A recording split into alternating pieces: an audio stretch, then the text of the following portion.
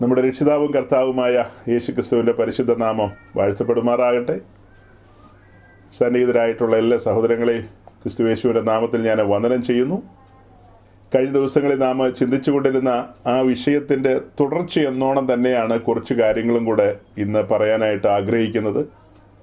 കഴിഞ്ഞ 2 മെസ്സേജിലൂടെ നമ്മൾ പറയാനായിട്ട് പരിശ്രമിച്ചത് ഇപ്പോൾ മലയാളക്കരയിൽ വളരെ വൈറലായി പോയ ഒരു ചർച്ച, ആ ചർച്ചയുമായി ബന്ധപ്പെട്ട് കഴിഞ്ഞ മെസ്സേജുകളിൽ നമ്മൾ പറഞ്ഞത്, അതായത് ഒരു കാലത്ത് പെന്തക്കോസ്ത് സമൂഹം അവരുടെ ശരീരത്തിൻ്റെ സമർപ്പണം എന്നോണം മുൻപോട്ട് വന്നു കഴിഞ്ഞപ്പോൾ അവരുടെ ബാഹ്യാലങ്കാരങ്ങളുമായി ബന്ധപ്പെട്ട ബോധ്യങ്ങളിൽ നിന്ന് അവരവരുടെ ആഭരണങ്ങളൊക്കെ നീക്കം ചെയ്തിരുന്നു.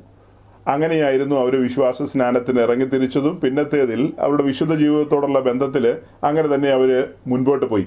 വിശുദ്ധിക്കും വേർപാടിനും പ്രാധാന്യമൊക്കെ കൊടുത്ത് അങ്ങനെ മുൻപോട്ട് പോയൊരു സമൂഹമായിരുന്നു പെന്തക്കോസ്ത് സമൂഹം. ആ സമൂഹത്തിൽ ഇപ്പോൾ വളരെ തലമുതിർന്നതായ ഒരു ഉപദേശി 2-3 പേരോട് സംസാരിച്ചു വന്നു കഴിഞ്ഞപ്പോൾ അദ്ദേഹം പറയായിരുന്നു, പെന്തക്കോസ്ത് സമൂഹം തുടക്ക കാലഘട്ടത്തിൽ മേൽപ്പറയപ്പെട്ടതുപോലെ അവരുടെ ശരീരത്തിൻ്റെ സമർപ്പണത്തോടുള്ള ബന്ധത്തിൽ ആഭരണങ്ങളെ നീക്കം ചെയ്യണമെന്നൊരു നിഷ്കർഷയുണ്ടായിരുന്നു. അപ്പോൾ അങ്ങനെ ആ ഒരു നിലയിൽ തന്നെ മുൻപോട്ട് പോയതുകൊണ്ട് അനേകം പേർക്ക് ഈ രക്ഷയിലേക്ക് വരാനായിട്ട് കഴിഞ്ഞില്ലെന്നുള്ളതാണ് അവർ പറഞ്ഞത്. അതുപോലെ തന്നെ ചില ഡിനോമിനേഷനുകളിൽ നിന്നൊക്കെ ആളുകൾ കൂട്ടമായിട്ട് വരുവാൻ ആഗ്രഹിച്ചു. എന്നാൽ അവർക്ക് ഈ ഒരു കാര്യം ഓർത്തപ്പോൾ വരുവാനായിട്ട് കഴിഞ്ഞില്ല, അല്ലെങ്കിൽ വരുവാൻ താല്പര്യം ഉണ്ടായില്ല. നോക്കണം, ഒരു ഡിനോമിനേഷനിൽ നിന്ന് വേറൊരു ഡിനോമിനേഷനിലേക്ക് പോകുന്ന രീതിയിലാണ് ഇവരൊക്കെ ഈ സംസാരിക്കുന്നത്. മാർത്തോമയെന്നോ ഇവാഞ്ചലിക്കൽ നിന്നോ CSIയിൽ നിന്നോ മറ്റേതെങ്കിലും കൂട്ടങ്ങളിൽ നിന്ന് ആളുകൾ പെന്തക്കോസ്റ്റിലേക്ക് വരുവാൻ താല്പര്യപ്പെട്ടു. അങ്ങനെ വരുവാൻ ആഗ്രഹിച്ച ആളുകൾ ഈ കാര്യങ്ങളൊക്കെ കേട്ട് കഴിഞ്ഞപ്പോൾ അവർ വരണ്ടാന്ന് തീരുമാനിച്ചെന്ന്. അതിൻ്റെ ഉത്തരങ്ങളാണ് കഴിഞ്ഞ ദിവസം നമ്മൾ പറഞ്ഞത്. എന്തൊരു മണ്ടത്തരമാണ്, എന്തൊരു മൗഢ്യമായ കാര്യങ്ങളാണ് ഈ പറയുന്നതെന്ന്. കാരണം രക്ഷയിലേക്ക് വരുവാൻ ആ ജനം ആഗ്രഹിച്ചില്ല.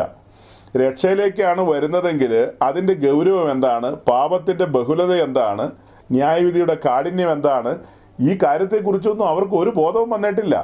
യോഹന്നാന്റെ സുവിശേഷത്തിൽ പറയുന്ന പോലെ പാപത്തെക്കുറിച്ചും നീതിയെക്കുറിച്ചും ന്യായവിധിയെക്കുറിച്ചും ബോധം വരുത്തുന്ന പരിശുദ്ധാത്മാവ് അവരിൽ പരിവർത്തിച്ചു തുടങ്ങിയില്ല. അവർക്ക് എന്തൊക്കെയോ കാരണങ്ങളാൽ സ്വർഗത്തിൽ പോകണമെന്നൊക്കെ ചിലപ്പോൾ തോന്നിക്കാണും. അങ്ങനെയാണ് പെന്തക്കോസ്തുകാരുടെ കൂട്ടത്തിൽ ഇറങ്ങി സ്നാനപ്പെട്ട് കഴിഞ്ഞാൽ സ്വർഗത്തിൽ പോകുന്നൊരു ചിന്തയുണ്ട് ആളുകൾക്ക്.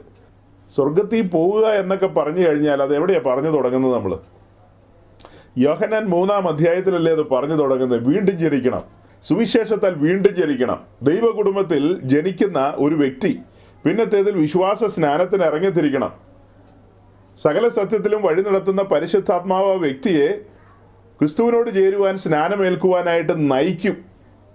അങ്ങനെ ആ വ്യക്തി സ്നാനപ്പെട്ട് ദൈവരാജ്യത്തിലേക്ക് പ്രവേശിച്ച് കർത്താവിനോട് ചേർന്ന് ഒരുമിച്ച് സഞ്ചരിക്കാൻ ആരംഭിക്കുകയാണ്.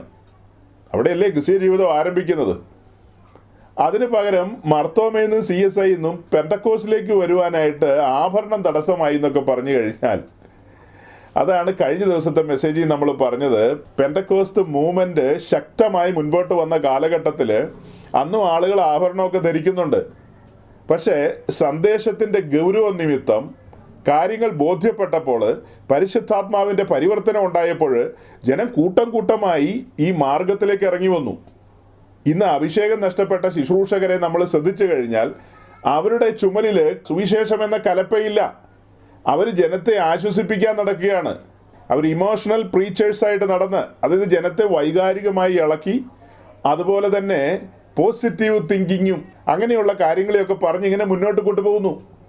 അങ്ങനെ പോകുന്നു എന്ന കാരണത്താൽ അവിടെ പരിശുദ്ധാത്മാവിൻ്റെ വലിയ പ്രവർത്തനമൊന്നുമില്ല. ജനം മാനസാന്തരത്തിലേക്ക് വരുന്നില്ല. അപ്പോൾ അവരുടെ ബുദ്ധിയിൽ ഉദിച്ചു വന്ന കാര്യമാണ് ആഭരണം ഒരു തടസ്സമാണെന്നുള്ളത്. അങ്ങനെ ഓരോരോ കാര്യങ്ങൾ ഇനി അവർക്ക് തടസ്സമായിട്ട് തോന്നും. എനിവേ, നമ്മൾ കഴിഞ്ഞ ദിവസം ഈ പറഞ്ഞ കാര്യങ്ങളൊക്കെ പതിയെ പറഞ്ഞു കൊണ്ടുവന്നു. അങ്ങനെ നമ്മൾ അപ്ലോഡ് ചെയ്ത മെസ്സേജിനടിയിലൊക്കെ ഒത്തിരി കമൻസ് വന്നു. അതിൽ ചില കാര്യങ്ങൾ എൻ്റെ ഓർമ്മയിലുണ്ട്. അങ്ങനെ വന്ന കമൻറ്റുകളിൽ നിന്ന് ചിലത് ഒന്ന് പുറത്തെടുത്തിട്ട് നമുക്ക് നമ്മുടെ വിഷയത്തിലേക്ക് വരാം. എല്ലാ കാലത്തും ഈ വിഷയത്തോടുള്ള ബന്ധത്തിൽ ജനം ചോദിക്കുന്ന ചോദ്യമാണ്, പുതിയ നിയമത്തിൽ ഇതിന് വാക്യങ്ങളുണ്ടോ, അതുപോലെ ഇതൊരു ഉപദേശ വിഷയമാണോ? അതിന് രണ്ടിനും നമ്മൾ മറുപടി പറയാണ്. അതിന് വാക്യങ്ങളുമുണ്ട്, ഇതൊരു ഉപദേശ വിഷയം തന്നെയാണ്. അതാണ് നമ്മൾ പറഞ്ഞു വരാൻ പോകുന്നത്. ഒരുപക്ഷെ നമുക്ക് ഈ വിഷയം പൂർണ്ണമായി എന്ന് പറയാൻ കഴിഞ്ഞില്ലെങ്കിലും അടുത്ത ദിവസം വീണ്ടും നമ്മളിതിൻ്റെ തുടർച്ച തന്നെ പറഞ്ഞ് പൂർത്തീകരിക്കും. അപ്പോൾ ഇപ്പോൾ നമ്മൾ പറഞ്ഞ എന്താണ്? ഇതൊരു ഉപദേശ വിഷയം തന്നെയാണ്. ഇതിന് വാക്യങ്ങളൊക്കെയുണ്ട്. വാക്യങ്ങളൊക്കെ കാണിച്ചു തരാം, തിടുക്കപ്പെടണ്ട. ഈ പ്രിയപ്പെട്ടവരെല്ലാം പറയുന്നത് പഴയ നിയമത്തിലും പുതിയ നിയമത്തിലും ഒക്കെ നോക്കിക്കഴിഞ്ഞാൽ ആഭരണങ്ങളുമായി ബന്ധപ്പെട്ട് ധാരാളം വാക്യങ്ങളെ കാണാൻ കഴിയും.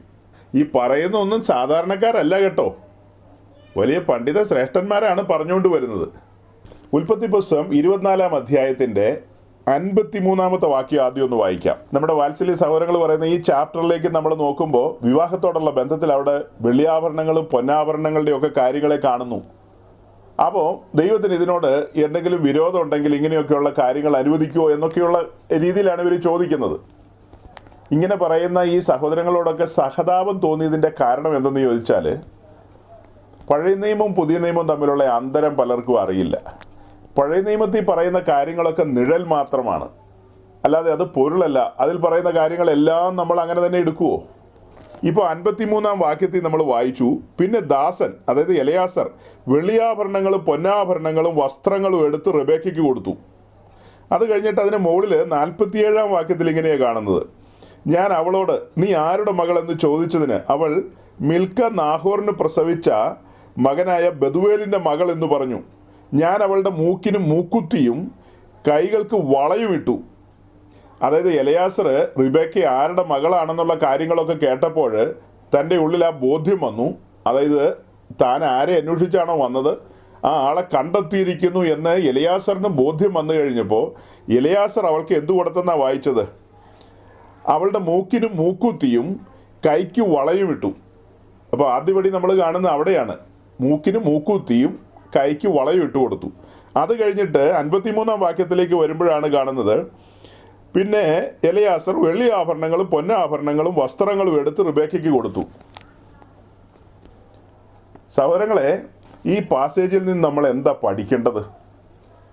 അതായത് ഈ ആളുകളെല്ലാം അവിടെ വെള്ളിയാഭരണം ഉണ്ടല്ലോ പൊന്നാഭരണം ഉണ്ടല്ലോ എന്നൊക്കെ പറഞ്ഞ് വരുമ്പോൾ ഇവർ പ്രീ നേഴ്സറിയിലാണ് പഠിക്കുന്നതെന്നുള്ളതാണ് ഇതിലൂടെ നമുക്ക് മനസ്സിലാകുന്നത്.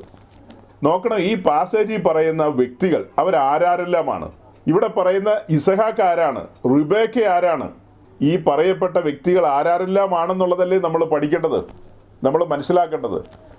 നമ്മളും ഈ പറയപ്പെട്ട പാസേജുമായിട്ടുള്ള ബന്ധം എന്താണെന്ന് പഠിക്കണം.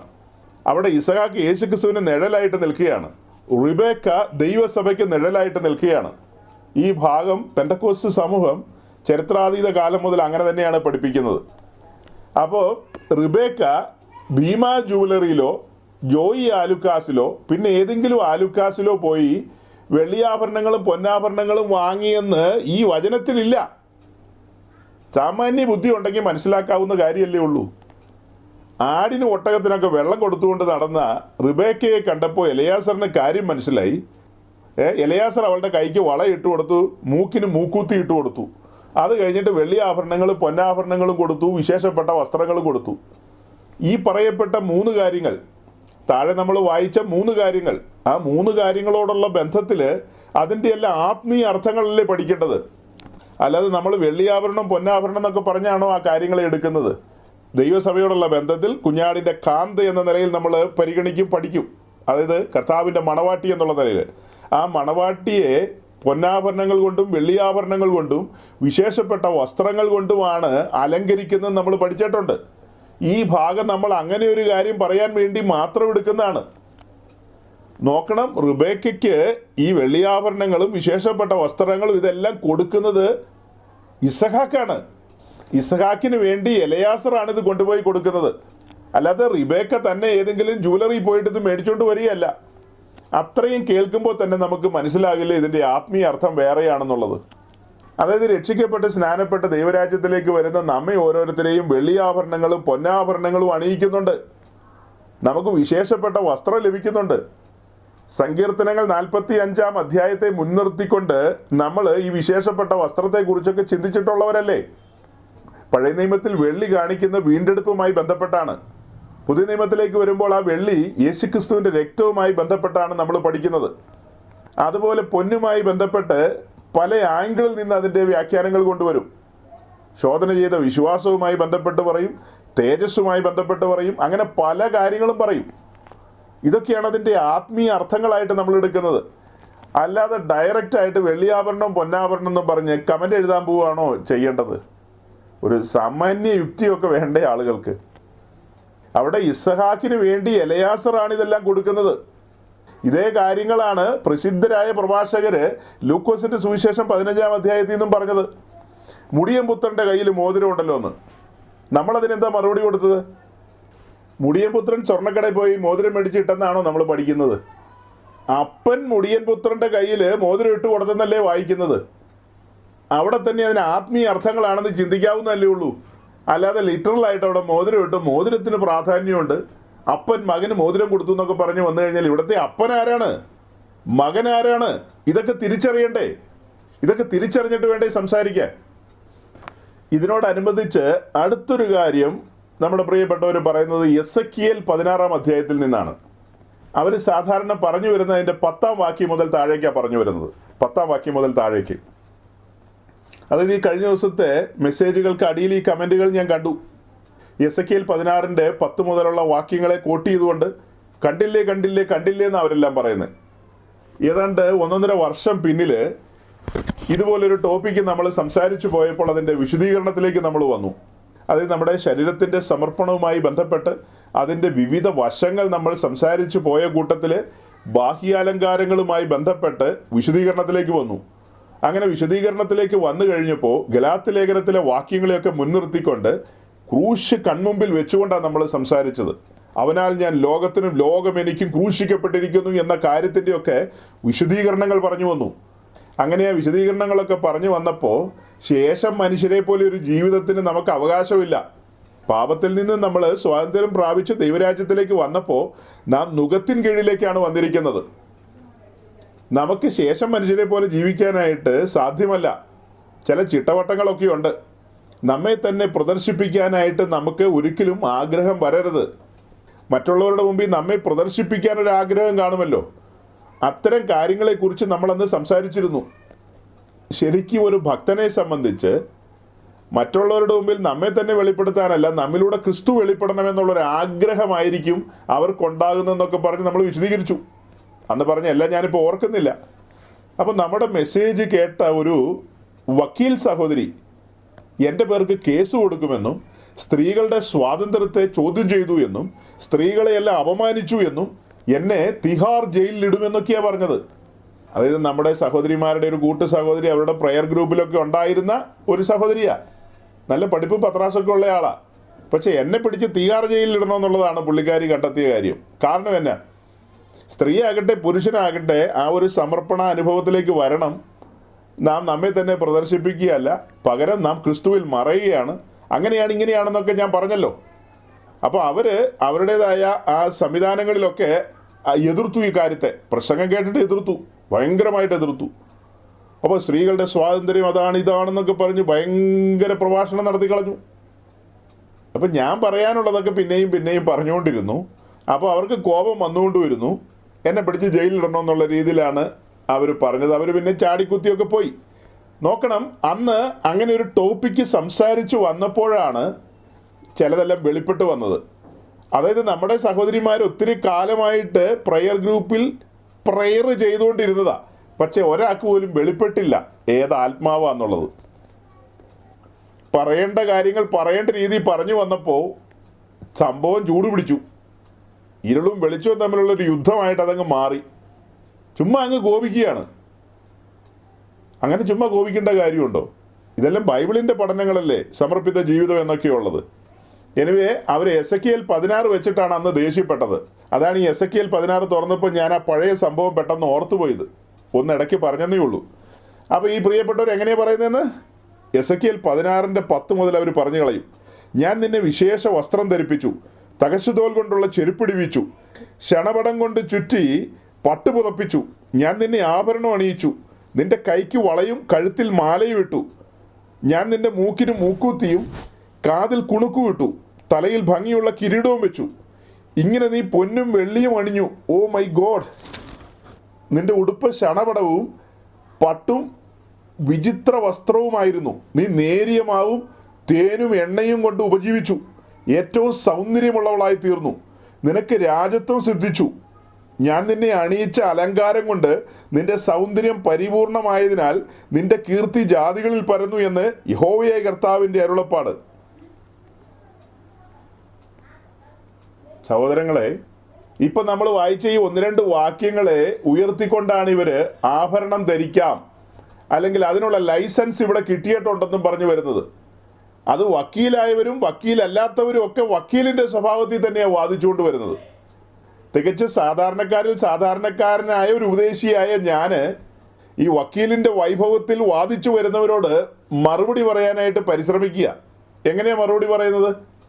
ഒരു വിഷയം സ്ഥാപിക്കുമ്പോൾ അതിന് താഴെ മുകളിലുള്ള കാര്യങ്ങളും കൂടെ നോക്കണം.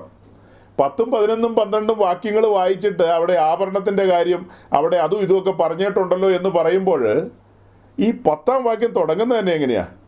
10ാം വാക്യം തുടങ്ങുന്നത് ഞാൻ നിന്നെ വിചിത്ര വസ്ത്രം ധരിപ്പിച്ചു എന്ന് പറഞ്ഞാണ്. അത് കഴിഞ്ഞ് താഴേക്ക് വരുമ്പോൾ 11ാം വാക്യത്തിൽ ഇങ്ങനെയാണ് കാണുന്നത്, ഞാൻ നിന്നെ ആഭരണം അണിയിച്ചു എന്ന് പറഞ്ഞാൽ കാണുന്നത്. ഇങ്ങനെ താഴേക്ക് വരുമ്പോൾ പലതും കാണാം. ഞാൻ നിന്നെ അണിയിച്ചു, ഞാൻ നിന്നെ ധരിപ്പിച്ചു എന്നാ പറയുന്നത്. ആട്ടെ, ഇവിടെ പറയുന്നത് ഈ ഞാൻ ആരാ? നിന്നെ ധരിപ്പിച്ചെന്നാ പറയുന്നത്. ഈ നീ ആരാ? നമ്മൾ ആഭരണം എന്ന് കണ്ടു കഴിഞ്ഞാൽ ഉടനെ മലക്കം വെട്ടി വീഴുവാണോ വേണ്ടത്? ഇതാരോട് പറഞ്ഞു, ഇത് എന്തിനു പറഞ്ഞു, എപ്പോൾ പറഞ്ഞു എന്നൊക്കെ അന്വേഷിക്കണ്ടേ?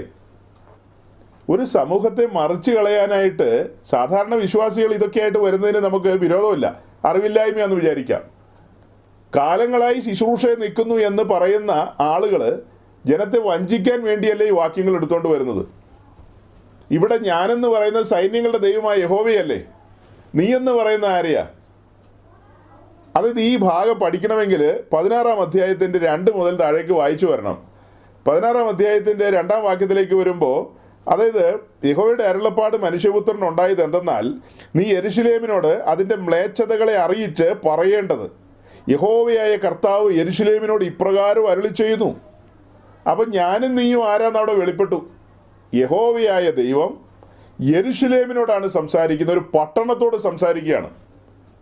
ഈ പാസേജൊക്കെ നമ്മൾ പഠിക്കുമ്പോൾ ഇത് മെറ്റഫോറിക്കലായിട്ടാണ് എഴുതിയിരിക്കുന്നത്. അതായത് ഒരു അലങ്കാര ഭാഷയിലാണ് ഇത് പറഞ്ഞു കൊണ്ടുവരുന്നത്. അങ്ങനെ താഴേക്ക് വായിക്കുമ്പോൾ 3ാം വാക്യത്തിലേക്ക് വരുമ്പോൾ, യഹോവയായ കർത്താവ് യെരുശലേമിനോട് ഇപ്രകാരം അരുളി ചെയ്യുന്നു, നിന്റെ ഉൽപ്പത്തിയും നിന്റെ ജനനവും കനാൻ ദേശത്താകുന്നു. നിന്റെ അപ്പൻ അമോര്യനും അമ്മ ഹിത്യസ്ത്രീയും അത്രേ. നിന്റെ ജനന വസ്തുതയോ ജനിച്ച നാളിൽ നിന്റെ പൊക്കിൾ മുറിച്ചില്ല, നിന്നെ വെള്ളത്തിൽ കുളിപ്പിച്ചു വെടിപ്പാക്കിയില്ല, ഉപ്പ് തേച്ചില്ല, തുണി ചുറ്റിയില്ല.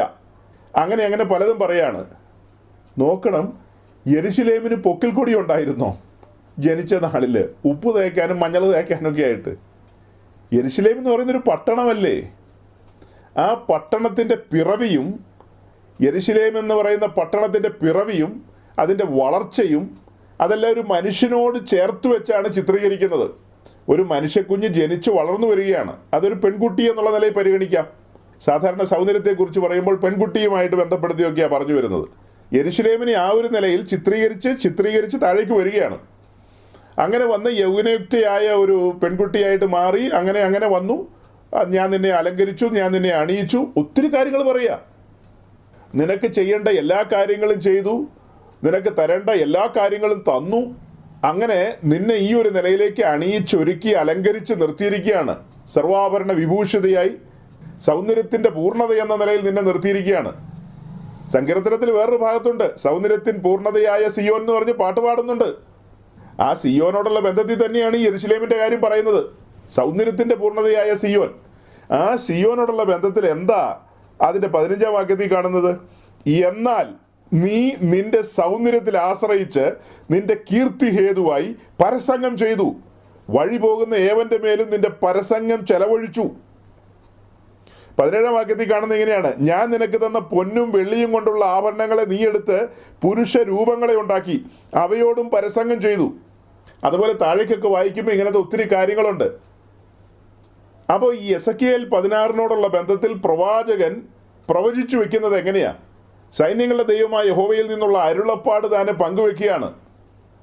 യെരുശലേമിനെ ഈ പറയപ്പെട്ട നിലയിൽ അണിയിച്ചൊരുക്കി കൊണ്ടുവന്ന് എല്ലാ മഹത്വവും കൊടുത്തു. ആ സൗന്ദര്യത്തിന് വേണ്ടുന്നതായ എല്ലാ പിൻബലങ്ങളും കൊടുത്തു. യെരുശലേം എന്ന് പറയുന്ന പട്ടണത്തിന് മാലയും കമ്മലും ഇട്ട് കൊടുത്തു എന്നാണോ അതിൻ്റെ അർത്ഥം? എൻ്റെ കർത്താവേ, സ്വർഗം ദുഃഖിക്കുകയാണ് ഈ പെന്തിക്കോസുകാരെ ഓർത്ത്. അവർക്ക് ലോക ജനതയെ പോലെ അണിഞ്ഞൊരുങ്ങി ലോകക്കാരെ പോലെ അടിച്ചു പൊളിച്ച് ജീവിക്കാൻ വേണ്ടി വിശുദ്ധ തിരുവെഴുത്തുകളെ മറിച്ച് കളയുന്ന കണ്ടോ? സാധാരണ ജനമല്ല, കേമന്മാരായ ഉപദേശിമാരാണ് ഇതൊക്കെ മറിക്കുന്നത്. ഇവിടെ പുതിയ നിയമസഭ ആഭരണം അണിയുന്നതുമായി ബന്ധപ്പെട്ട് എന്ത് സൂചനയാണ് നമുക്ക് കിട്ടുന്നത്? ഇനി ഞാനൊരു വാദത്തിന് അങ്ങ് സമ്മതിക്കുക കേട്ടോ. ഈ ഭാഗത്തെയും ഉൽപ്പത്തി 24-നെയും രണ്ടിനെയും കൂടെ ചേർത്ത് വെച്ച് ഒരു വാദത്തിന് ഞാൻ അങ്ങ് സമ്മതിക്കുകയാണ്. യെസ്, ഇവിടെ വാക്യങ്ങളുണ്ട്. ഈ വാക്യങ്ങൾ പ്രകാരം നമുക്ക് ആഭരണങ്ങളെ അങ്ങ് അണിഞ്ഞേക്കാം. അങ്ങനെയാണ് ഇവിടെ പറയുന്ന എല്ലാ ആഭരണങ്ങളും നിങ്ങൾ അണിയണ്ടേ? വചനത്തിൽ പറയുന്ന എല്ലാം നിങ്ങൾ അണിയണ്ടേ? നിങ്ങൾക്ക് ഇഷ്ടമുള്ളത് മാത്രമാണോ അണിയോളൂ? ഇവിടെ നമ്മൾ വായിച്ചു വന്നപ്പോൾ 11-ാം വാക്യത്തിൽ കണ്ടത്, ഞാൻ നിന്നെ ആഭരണം അണിയിച്ചു, നിന്റെ കൈക്ക് വളയും കഴുത്തിൽ മാലയിട്ടു. അതെല്ലാവർക്കും ഇഷ്ടമുള്ള കാര്യമാണ്. ഞാൻ നിന്റെ മൂക്കിന് മൂക്കുത്തിയും കാതിൽ കുണുക്കും ഇട്ടു, തലയിൽ ഭംഗിയുള്ള കിരീടവും വെച്ചു. അതിനെ കിരീടം വേണ്ടേ? കുണുക്ക് വേണ്ടേ? മൂക്കുത്തി വേണ്ടേ? അത് കൊള്ളാം. നിങ്ങൾക്ക് വളയോടും മാലയോടും മാത്രമാണോ പെന്തിക്കോസുകാരെ താല്പര്യമുള്ളൂ? വലുവനായ ദൈവം നിങ്ങളെ അണിയിക്കാൻ വേണ്ടി ഇത്രയും സാധനങ്ങൾ വെച്ചിരിക്കുക. നിങ്ങൾ എന്തുകൊണ്ടാണ് ഇതെല്ലാം മേടിച്ച് അണിയാനായിട്ട് ഉത്സാഹിക്കാത്തത്? എലയാസർ അവിടെ റിബേക്കയ്ക്ക് വളയും മുക്കുത്തിയും കൊടുത്തെന്നാണ് വായിക്കുന്നത്. മുക്കുത്തി. അപ്പം മുക്കുത്തി നിങ്ങൾക്ക് വേണ്ടേ? നിങ്ങളുടെ പെന്തിക്കോസ് പെണ്ണുങ്ങൾക്ക് മൂക്കുത്തി വേണ്ടേ? വള മാത്രം മതിയോ? തരക്കേടില്ല കേട്ടോ, തരക്കേടില്ല. നിങ്ങളുടെ വ്യാഖ്യാനശാസ്ത്രം കൊള്ളാം. ഒരു വാക്യത്തിൽ 3-4 കൂട്ടം കാര്യങ്ങളെ പറയുമ്പോൾ അതിൽ ഒരെണ്ണം 2 മാത്രം ഞങ്ങൾക്ക് മതി, ബാക്കി വേണ്ട. അതൊരു സുഖമുള്ള പരിപാടിയല്ല, അതൊരു സുഖമുള്ള ഇടപാടല്ല എന്ന് പറഞ്ഞു കഴിഞ്ഞാൽ എങ്ങനെ ശരിയാവും? അന്ന് റിബേക്കയ്ക്ക് ഈ വക കാര്യങ്ങളൊക്കെ കൊടുത്തെങ്കിൽ ഇന്ന് എന്തുകൊണ്ട് ആ കാര്യങ്ങൾ നമുക്ക് സ്വീകാര്യമല്ലാതെ പോകുന്നു? നമുക്ക് വളയും മോതിരവും മാത്രം മതിയോ? ദൈവത്തിൻ്റെ വിശുദ്ധ തിരുവെഴുത്തുകൾ നമ്മുടെ ഇഷ്ടത്തിന് നമ്മൾ വളച്ചൊടിക്കാൻ പരിശ്രമിക്കുകയാണ്. അതിനൊക്കെയുള്ള ശിക്ഷ ഈ ഉപദേശിമാരുടെ മേൽ വരുമെന്നുള്ളതാണ് ഞാൻ വിശ്വസിക്കുന്നത്. നിശ്ചയമായും ആളുകളെ മറിച്ചു കളയാണ് മറിച്ചു കളയാനാണ് പരിശ്രമിക്കുന്നത്. ഇവരെല്ലാം പറയുന്നത് പഴയ നിയമത്തിൽ ഒത്തിരി വാക്യങ്ങളുണ്ട്. ആ വാക്യങ്ങളൊക്കെ ദൈവവചനത്തിൻ്റെ ഭാഗമല്ലേ? എന്തുകൊണ്ട് അതൊക്കെ നമുക്ക് എടുത്തുകൂടാ എന്നാണ് ചോദിക്കുന്നത്. അങ്ങനെയാണെങ്കിൽ നമുക്ക് എടുക്കാവുന്ന വേറെ 1-2 വാക്യങ്ങളും കൂടെ ഞാൻ കാണിച്ചേക്കാം. ന്യായാധിപന്മാരുടെ പുസ്തകം 8-ാം അധ്യായത്തിലേക്ക് നമ്മൾ വരുമ്പോൾ അവിടെ ഗിദെയോനുമായി ബന്ധപ്പെട്ട ചില കാര്യങ്ങളാണ് നമ്മൾ കാണുന്നത്. അങ്ങനെ അദ്ദേഹം സൂക്കോത്തിലേക്ക് വരുന്നതും പെനുവേലിലേക്ക് വരുന്നതും ഒക്കെ ആയ കാര്യങ്ങളാണ്. അതെല്ലാം വായിച്ച് സമയം കളയാനില്ല, ഓടിച്ചു പറഞ്ഞു വിടുകയാണ്. അപ്പോൾ അങ്ങനെ അവിടെ ഒത്തിരി കാര്യങ്ങളുണ്ട്. അങ്ങനെ അദ്ദേഹം അവിടെ കടന്നു ചെന്ന് അവരെല്ലാം പരാജയപ്പെടുത്തുകയാണ്. അവരെ പരാജയപ്പെടുത്തിയിട്ട് പെനുവേലിലെ ഗോപുരമൊക്കെ ഇടിച്ചു കളഞ്ഞെന്ന് 17-ാം വാക്യത്തിലുണ്ട്. അങ്ങനെ അതൊക്കെ കഴിഞ്ഞിട്ട് 2 പ്രധാനപ്പെട്ട വ്യക്തികളുടെ പേരവിടെ പറയുന്നുണ്ട്. അവരുടെ ഇടയിലെ പ്രഭുക്കന്മാരായ സേബഹും സൽമുന്നയെയും കുറിച്ച് പറയുന്നുണ്ട് 21-ാം വാക്യത്തിലേക്ക് വരുമ്പോൾ. സേബഹും സൽമുന്നയും. അപ്പോൾ ആ 21-ാം വാക്യത്തിൻ്റെ താഴേക്ക് വന്നപ്പോൾ ഈ പറയപ്പെട്ട 2 പേരെയും സേബഹിനെയും സൽമുന്നയെയും വെട്ടി കൊന്നു. അങ്ങനെ ഗിദെയോൻ എഴുന്നേറ്റ് സേബഹിനെയും സൽമുന്നയെയും കൊന്നു. അവരുടെ ഒട്ടകങ്ങളുടെ കഴുത്തിലെ ചന്ദ്രക്കലകൾ എടുത്തു. അതായത് ഒട്ടകങ്ങളുടെ കഴുത്തിലെ ഓർണമെന്റ്സ് എന്നാണ് എഴുതിയിരിക്കുന്നത്. ആ ഓർണമെന്റ്സ് അദ്ദേഹം എടുത്തു. അത് കഴിഞ്ഞിട്ട് 24-ാം വാക്യത്തിലേക്ക് വരുമ്പോൾ പിന്നെ ഗിദെയോൻ അവരോട്, ഞാൻ നിങ്ങളോടൊന്ന് അപേക്ഷിക്കുന്നു, നിങ്ങൾ ഓരോരുത്തൻ കൊള്ളയിൽ കിട്ടിയ കടുക്കൻ എനിക്ക് തരണം എന്ന് പറഞ്ഞു.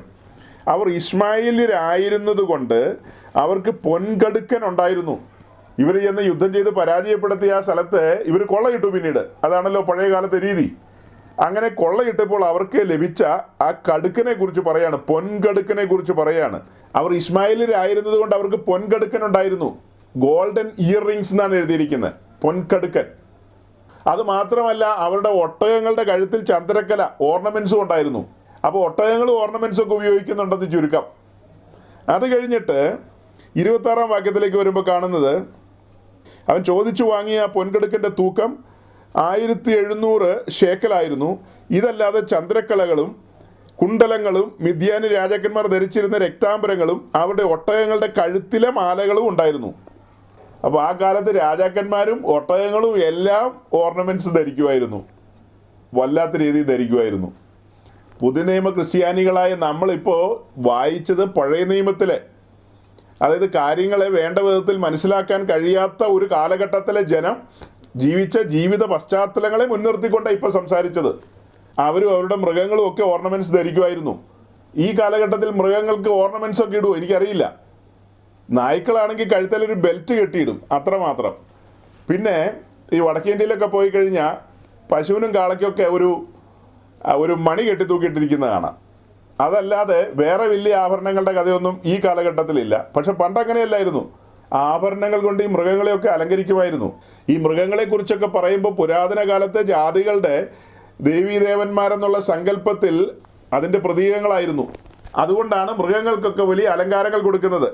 എനിവേ, പറഞ്ഞു വരുന്നത്, പഴയ നിയമത്തിലെ വാക്യങ്ങളും കാര്യങ്ങളും സന്ദർഭങ്ങളും ഒക്കെ അത് പഠനത്തിന് വേണ്ടിയാണ് നമ്മൾ എടുക്കുന്നത്. അത് നിഴലുകളാണ്, അല്ലാതെ അത് പൊരുളുകളല്ല. പഴയ നിയമത്തിൽ ഞങ്ങൾ നോക്കിയപ്പോൾ അവിടെ വെള്ളിയാഭരണങ്ങളും പൊന്നാഭരണങ്ങളും കണ്ടു, അവിടെ റിബേക്കയെ കണ്ടു, ഇസഹാക്കിനെ കണ്ടു എന്നൊക്കെ പറയുമ്പോൾ, അങ്ങനെയാണെങ്കിൽ അവിടെ അബ്രഹാം 3 കല്യാണം കഴിച്ചിട്ടുണ്ട്, യാക്കോബ് 4 കല്യാണം കഴിച്ചിട്ടുണ്ട്. പഴയ നിയമത്തിൽ പറയുന്ന കാര്യങ്ങളെല്ലാം നിങ്ങൾ അങ്ങനെ തന്നെ അക്ഷരികമായിട്ട് എടുക്കുവോ? വല്ലാത്ത വ്യാഖ്യാനങ്ങളാണ് ആളുകൾ വ്യാഖ്യാനിച്ചുകൊണ്ട് വരുന്നത്. അപ്പോൾ കഴിഞ്ഞ ദിവസത്തെ മെസ്സേജുകൾക്ക് അടിയിൽ വന്ന കമൻറ്റുകളോടുള്ള ബന്ധത്തിൽ ചുരുക്കമായി ചില മറുപടികൾ പറഞ്ഞതേ ഉള്ളൂ. അതുപോലെ തന്നെ പല പ്രിയപ്പെട്ടവർ ഉയർത്തിക്കൊണ്ടുവന്ന ഒരു ആശയമുണ്ട്. അതായത് ഈ ആഭരണധാരണത്തോട് ഒട്ടും താല്പര്യമില്ലാത്ത രീതിയിലാണല്ലോ, അത് യോഗ്യമല്ല എന്നുള്ള രീതിയിലാണല്ലോ നമ്മൾ മെസ്സേജിൽ പറഞ്ഞ് മുന്നോട്ട് പോയത്. അപ്പോൾ അത് കേട്ട സ്ത്രീ പുരുഷന്മാരിൽ ഒത്തിരി പേര് ചൂണ്ടിക്കാണിച്ച ഒരു കാര്യമാണ്, അതായത് നിങ്ങൾ പറയുന്ന ഈ ഓർണമെൻറ്റ്സൊക്കെ ഊരി വലിയ വെള്ളവസ്ത്രമൊക്കെ ധരിച്ച് നടക്കുന്ന പല ആളുകളുടെയും ഇടപാടുകളും സ്വഭാവങ്ങളും ഒക്കെ വെച്ച് നോക്കുമ്പോൾ അത് ധരിക്കുന്ന ആൾക്കാർ ഇവരെക്കാളൊക്കെ എത്രയോ മര്യാദക്കാരാണെന്ന് പറയുന്ന ആളുകളുണ്ട്. അതിനെക്കുറിച്ച് മുൻകാലത്ത് ഞാൻ വിശദമായി പറഞ്ഞിരുന്നു. ആ കാര്യത്തോട് നമുക്ക് ഒരു വിയോജിപ്പുമില്ല. നമ്മൾ ആഭരണം ധരിക്കണമെന്ന് പറയുന്ന കാര്യത്തിലെ തീവ്രവാദികളല്ല, ധരിക്കണ്ട എന്ന് പറയുന്നതിലെ തീവ്രവാദികളല്ല. ഇതിലൊന്നും നമ്മൾ തീവ്രവാദം കാണുന്നില്ല.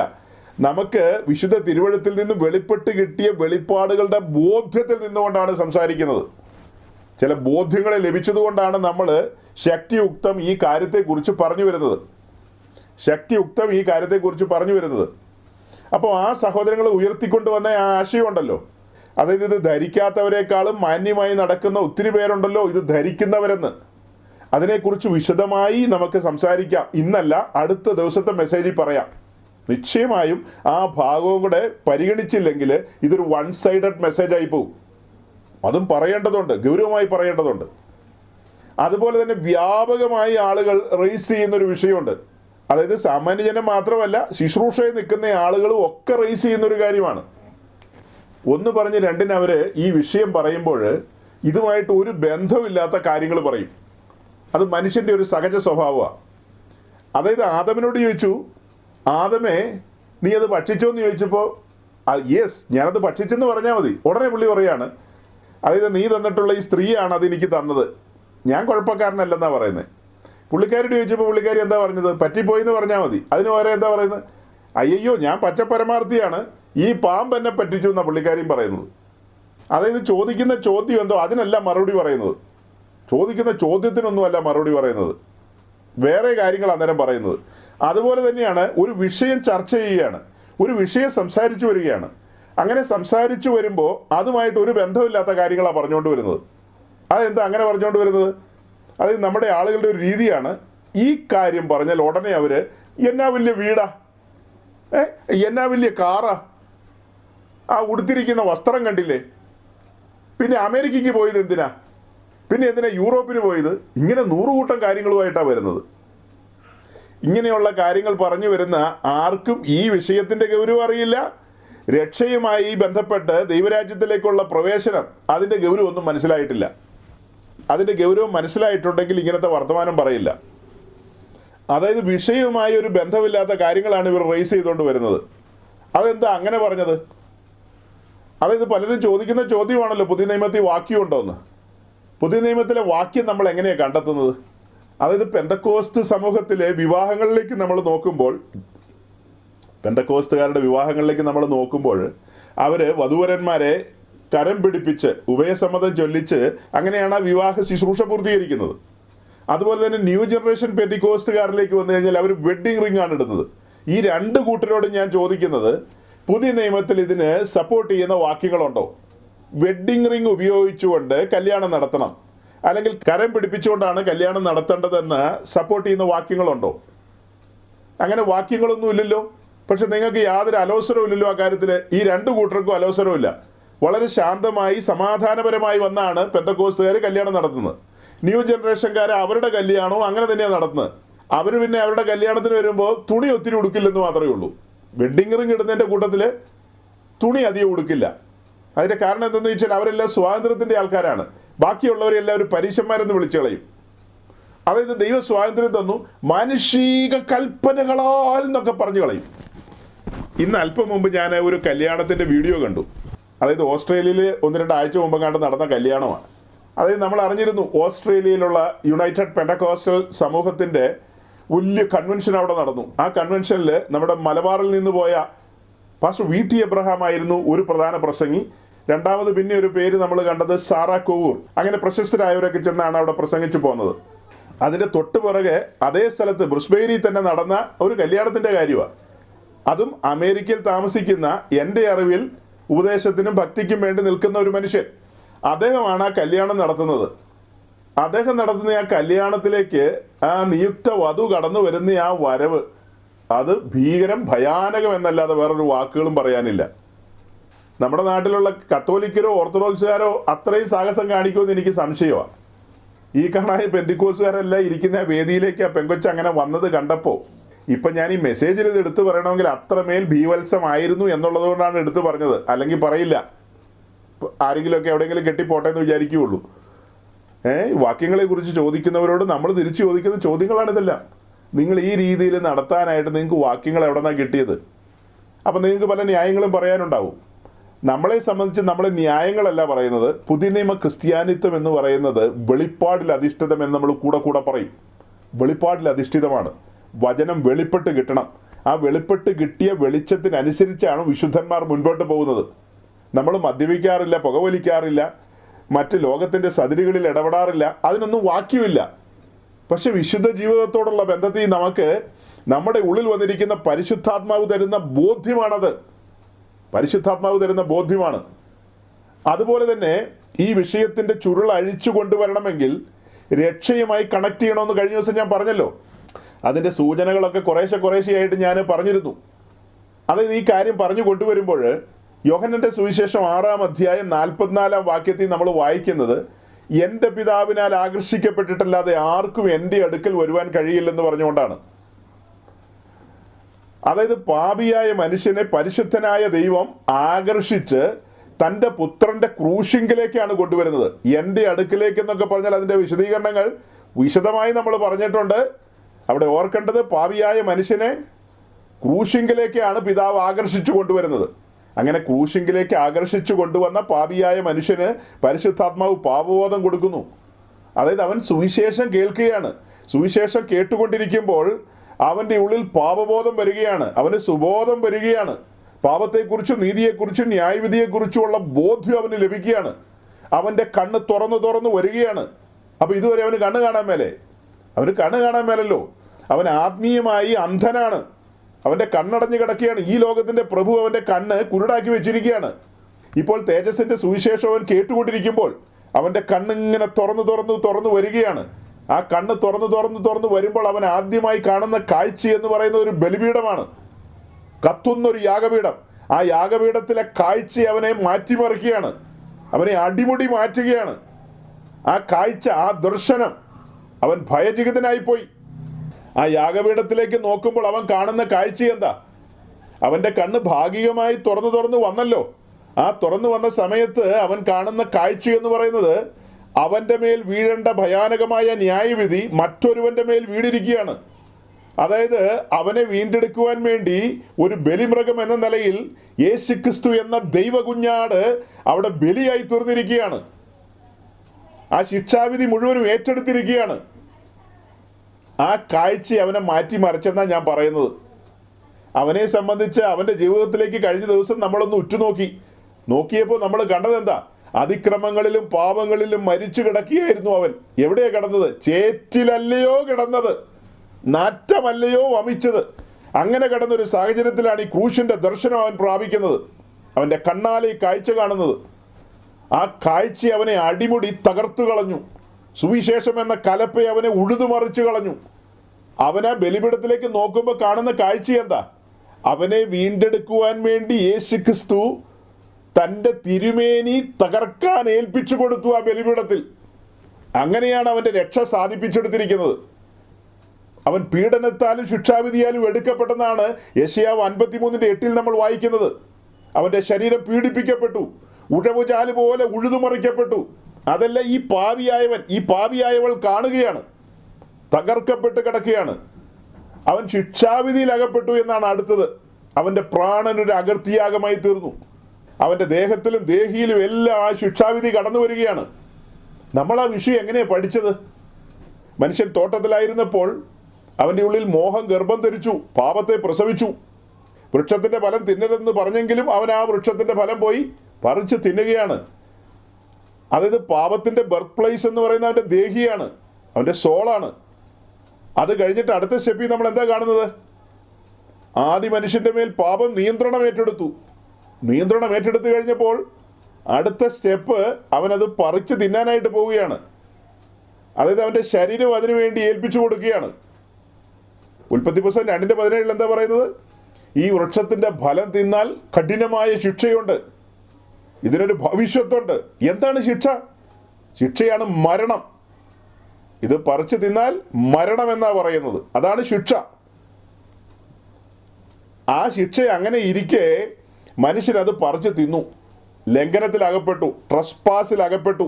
അത്ര തന്നെ. അവിടെ പാപം ചെയ്യുക നിമിത്തം അവനെ തോട്ടത്തിൽ നിന്ന് പുറത്താക്കി. അതിൽ അവൻ്റെ ദേഹം ദേഹിയെല്ലാം പെടും. അങ്ങനെ തോട്ടത്തിൽ നിന്ന് പുറത്തു വന്നവൻ്റെ തലമുറയെ വീണ്ടെടുക്കാൻ ദൈവം വീണ്ടെടുപ്പിൻ പദ്ധതികൾ ഒരുക്കി. അതിൻ്റെ മുന്നോടി എന്നോണമാണ് ഊറിൽ കിടന്ന അബ്രഹാമിനെ പുറപ്പെടുവിച്ചത്.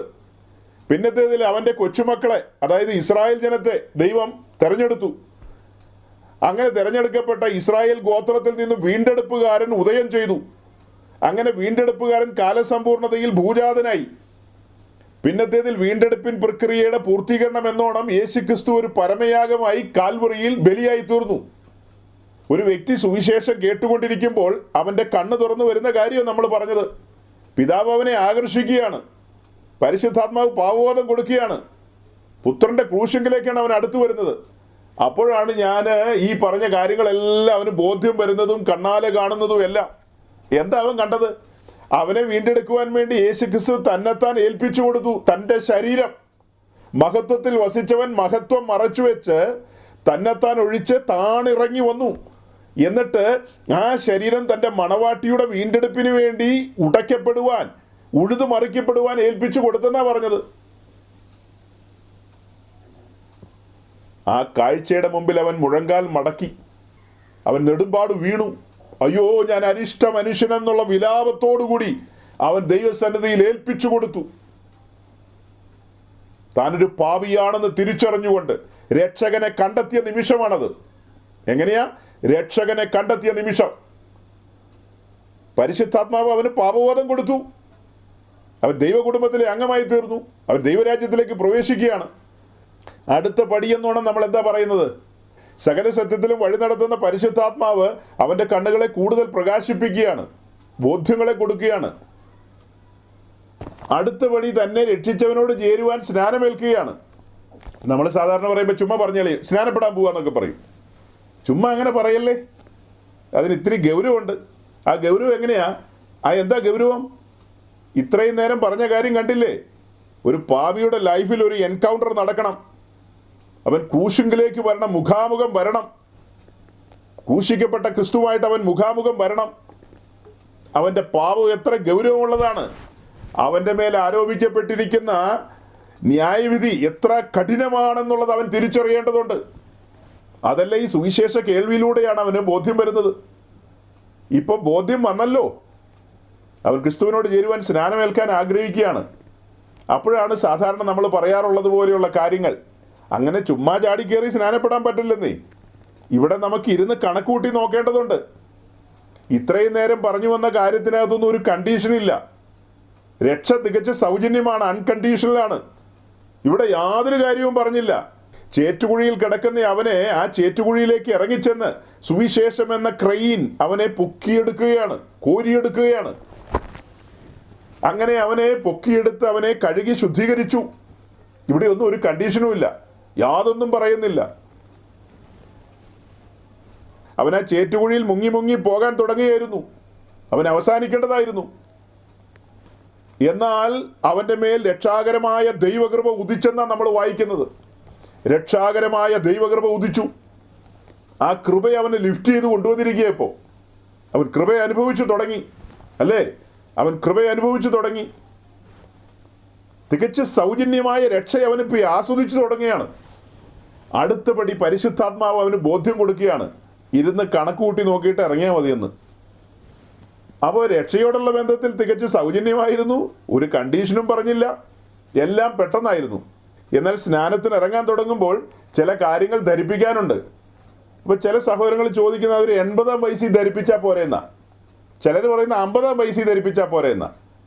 അത് ഓരോരോ പെന്തക്കോസ്റ്റ് സംഘടനകൾ അവർക്ക് ബോധിച്ച കാലത്ത് അവർ അറിയിക്കട്ടെ.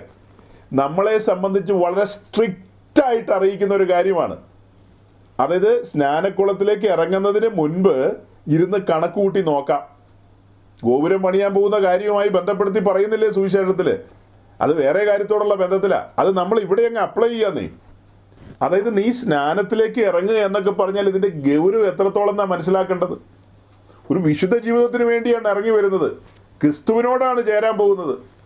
വിശുദ്ധിയിൽ ഭയങ്കരനായവനോട് ചേർന്ന് സഞ്ചരിക്കാൻ പോവുകയാണ്. ഇനി ശേഷം മനുഷ്യരെ പോലെ ജീവിക്കാൻ പറ്റില്ല, ഇന്നലെ നടന്നപോലെ നടക്കാൻ പറ്റില്ല. കൊരിന്ത്യർ ലേഖനത്തിൽ പറയുന്ന പോലെ ഇനി ജീവിക്കുന്നവർ തങ്ങൾക്കായിട്ടല്ല, തങ്ങൾക്ക് വേണ്ടി മരിച്ചുയർത്തവനായിട്ട് തന്നെ ജീവിക്കണം. തട്ടാൻ്റെ ഇഷ്ടത്തിനല്ല ഇനി ജീവിക്കേണ്ടത്. നോക്കണം, തട്ടാൻ്റെ ഇഷ്ടത്തിനോ നിന്റെ ഇഷ്ടത്തിനോ ഇനി ജീവിക്കാൻ പറ്റില്ല. നീ സ്നാനപ്പെടാതിരിക്കുകയാണ് ബുദ്ധി. സ്നാനപ്പെടുകയാണെങ്കിൽ നിന്റെ ഇഷ്ടത്തിന് ഇനി ഒരു പ്രാധാന്യമില്ല. ഗൗരവമായ കാര്യങ്ങളാണ്, വളരെ വിശദമായി നമ്മൾ പറഞ്ഞിട്ടുള്ള കാര്യങ്ങളാണ്. അത് ഓടിച്ചു പറയുകയാണ്, കമ്പി വാചകങ്ങളിൽ പറഞ്ഞു വിടുകയാണ്. ഇത് കേൾക്കുന്നവർ ഇത്ര സിമ്പിളാണെന്നൊന്നും വിചാരിക്കില്ലേ. ഇതൊക്കെ മണിക്കൂറുകൾ ആഴ്ചകൾ എടുത്ത് പ്രസംഗിച്ച പ്രസംഗങ്ങൾ നമ്മുടെ യൂട്യൂബ് സൈറ്റിലുണ്ട്. നിങ്ങൾക്ക് താല്പര്യമുണ്ടെങ്കിൽ അവിടെ പോയി കേൾക്കാം.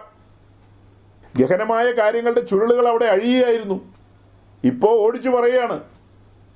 അപ്പോൾ സ്നാനത്തിലേക്ക് ഇറങ്ങുന്ന ആ വ്യക്തിയോടുള്ള ബന്ധത്തിൽ ഇരുന്ന് കണക്കൂട്ടി നോക്കുന്ന കാര്യം പറഞ്ഞല്ലോ. ഇവിടെയാണ് റോമാലേഖനം 12 1-2 വാക്യങ്ങളെ അപ്ലൈ ചെയ്യുന്നത്. അതായത് ആഭരണം ധരിക്കുന്നതുമായി ബന്ധപ്പെട്ട് വാക്യങ്ങളുണ്ടോ എന്നാണ് നമ്മുടെ വാത്സല്യ സഹോദരങ്ങൾ ചോദിക്കുന്നത്. ആ ചോദ്യത്തിൻ്റെ മറുപടിയാണ് ഞാൻ പറഞ്ഞു വരുന്നത്. ഒരു പാപിയായ വ്യക്തി ദൈവരാജ്യത്തിലേക്ക് എങ്ങനെ പ്രവേശിക്കുന്നു എന്നുള്ളതാണ് ചുരുക്കി പറഞ്ഞു കൊണ്ടുവന്നത്. അങ്ങനെ പാപബോധം വന്ന് ദൈവരാജ്യത്തിലേക്ക് പ്രവേശിച്ച ആ വ്യക്തിയോടുള്ള ബന്ധത്തിൽ നമ്മൾ തിരിച്ചറിയാൻ വേണ്ടി പഠനത്തോടുള്ള ബന്ധത്തിൽ പറയാണ്, ആ വ്യക്തിയുടെ ആത്മാവിൻ്റെ വീണ്ടെടുപ്പ് പൂർത്തീകരിച്ചു കഴിഞ്ഞു. ഇനി ദേഹത്തിൻ്റെയും ദേഹിയുടെയും വീണ്ടെടുപ്പ് പൂർത്തീകരിക്കപ്പെടേണ്ടതുണ്ട്. അത് രണ്ടും പൂർത്തീകരിക്കപ്പെടുന്നത് കാഹളം ധരിക്കുമ്പോഴാണ്. ക്ഷണനേരം കൊണ്ട് ആത്മാവിൻ്റെ വീണ്ടെടുപ്പ് സാധിപ്പിച്ചു കഴിഞ്ഞു.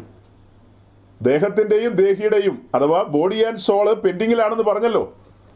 അടുത്ത പടി എന്ന് പറയുന്നത് വിശ്വാസ സ്നാനത്തിന് ഇറങ്ങിയാണ്. അവിടെ സംഭവിക്കുന്നത് രക്ഷിച്ചവനോട് ചേരുവാനാണ് സ്നാനമേൽക്കുന്നത്. അവിടെ ക്രിസ്തുവിനെ ധരിക്കാൻ ആരംഭിക്കുകയാണ്. ഇനി നമ്മൾ ധരിക്കുന്നത് എന്താ? ക്രിസ്തുവിനെയാണ് ധരിക്കുന്നത്. അതായത് ഒരു വീണ്ടെടുക്കപ്പെട്ട ദൈവ പൈതലിനെ ലോകം കാണുന്നത് ക്രിസ്തുവിനെ ധരിച്ച ഒരു വ്യക്തിയായിട്ടാണ്. അതായത് ക്രിസ്തുവിൻ്റെ ആശയങ്ങൾ, ക്രിസ്തുവിൻ്റെ ഉപദേശങ്ങൾ, ക്രിസ്തുവിൻ്റെ മഹിമയെല്ലാം അവനിലൂടെ വെളിപ്പെടുകയാണ്.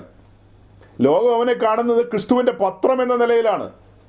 അല്ലാതെ അവൻ ജോസാലിക്കാസി പോയിട്ട് നീളത്തിലുള്ള സാധനം തൂക്കിയിട്ടിരിക്കുന്ന അത് കണ്ടിട്ടല്ല ലോകം അവനെ വിലയിരുത്തുന്നത്.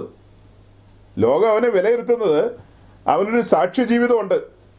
അവൻ ക്രിസ്തുവിൻ്റെ ഉപദേശങ്ങളെ മുറുകെ പിടിക്കുന്നവനാണ്. അവൻ ക്രിസ്തുവിൻ്റെ പത്രമാണ്. അവനെ കാണുന്നവർ ക്രിസ്തുവിനെ വായിച്ചെടുക്കുകയാണ് അവൻ്റെ ലൈഫിലൂടെ. അപ്പോൾ അതിനൊരു തുടക്കമുണ്ടല്ലോ. ആ തുടക്കമാണ് വിശ്വാസ സ്നാനം എന്ന് പറയുന്നതിൽ സംഭവിക്കുന്നത്. രക്ഷ എന്ന് പറയുന്നത് സിമ്പിളായിട്ട് കഴിഞ്ഞു. അടുത്തപടി സ്നാനത്തിലേക്ക് ഇറങ്ങിയാണ്. രക്ഷയിൽ നാം ക്രിസ്തു എന്ന രക്ഷിതാവിനെയാണ് കണ്ടെത്തിയത്. സ്നാനത്തോടുള്ള ബന്ധത്തിൽ നമ്മുടെ ജീവിതം ബലിപീഠത്തിൽ ഏൽപ്പിക്കുകയാണ്. സമർപ്പിത ജീവിതത്തിലേക്ക് വരികയാണ്. അവിടെ നമ്മൾ നമ്മെ ഏൽപ്പിച്ചു കൊടുക്കുകയാണ്. ക്രിസ്തുവിൻ്റെ കർത്തൃത്വത്തിന് നമ്മൾ വിധേയമാകാൻ പോവുകയാണ്. സ്നാനത്തിലേക്ക് നമ്മൾ വരികയാണ്. എങ്ങനെയാണ് റോമാലേഖനം 12:1-2 പറയുന്നത്? നിങ്ങൾ ബുദ്ധിയുള്ള ആരാധനയായി നിങ്ങളുടെ ശരീരങ്ങളെ ജീവനും വിശുദ്ധിയും ദൈവത്തിന് പ്രസാദവുമുള്ള യാഗമായി സമർപ്പിപ്പീൻ. ഈ ലോകത്തിന് അനുരൂപരാകരുത്. ഈ ലോകത്തിന് അനുരൂപരായി ജീവിച്ചിരുന്ന ഒരു മഹാനാണ് ഇപ്പോൾ രക്ഷിക്കപ്പെട്ട് വന്നിരിക്കുന്നത്. ഈ രക്ഷിക്കപ്പെട്ട് വന്നിരിക്കുന്ന മഹാൻ പറയാണ്, ഞാൻ സുറിയാനി ക്രിസ്ത്യാനിയാണ്, ഞാൻ വലിയ കൊമ്പത്തെ പുള്ളിയാണ്, ഞാൻ വലിയ കേമനാണ്, ഞാൻ വന്നതുകൊണ്ടാണ് കർത്താവായ യേശു ക്രിസ്തുവിൻ്റെ സഭ ഇപ്പോൾ പച്ച പിടിച്ച് പോകുന്നത്. എന്നെ പോലെയുള്ള തറവാടികൾ വന്നില്ലായിരുന്നെങ്കിൽ ഈ സഭയും ഈ പെന്തിക്കോസൊക്കെ മുടിഞ്ഞു പോയേനെ. ഞങ്ങൾ കുടുംബമായിട്ട് വന്നോണ്ടാ റാഹേലമ്മയും പിന്നെ കുഞ്ഞവറാനും കൂടി ഇപ്പോൾ പെന്തിക്കോസിലേക്ക് വന്നിരിക്കുന്നു. ആ കാരണത്താലാണ് 4 ആളുടെ മുമ്പിൽ പെന്തിക്കോസിനൊരു വിലയുണ്ടായെന്നാണ് കുഞ്ഞവറാൻ പറയുന്നത്. അതിൽ വല്ല ന്യായമുണ്ടോ? ഈ കുഞ്ഞവറാൻ ചേറ്റുകുഴി കിടന്നതാ, അവിടെ നിന്ന് കൃപയാൽ ഉദ്ധരിച്ചു കൊണ്ടുവന്നു. ഇന്നലെ വരെ ഈ ശരീരം പിശാചിന് സമർപ്പിച്ചിരുന്നതാണ്. അനീതിയുടെ ആയുധങ്ങൾ എന്ന നിലയിൽ ഈ ശരീരം സാത്താന് സമർപ്പിച്ചിരുന്നതാണ്. അറിഞ്ഞായാലും അറിയാതെ ആയാലും സാത്താൻ്റെ ഇംഗിതത്തിനനുസരിച്ച് ചലിച്ചിരുന്നൊരു ശരീരമാണിത്.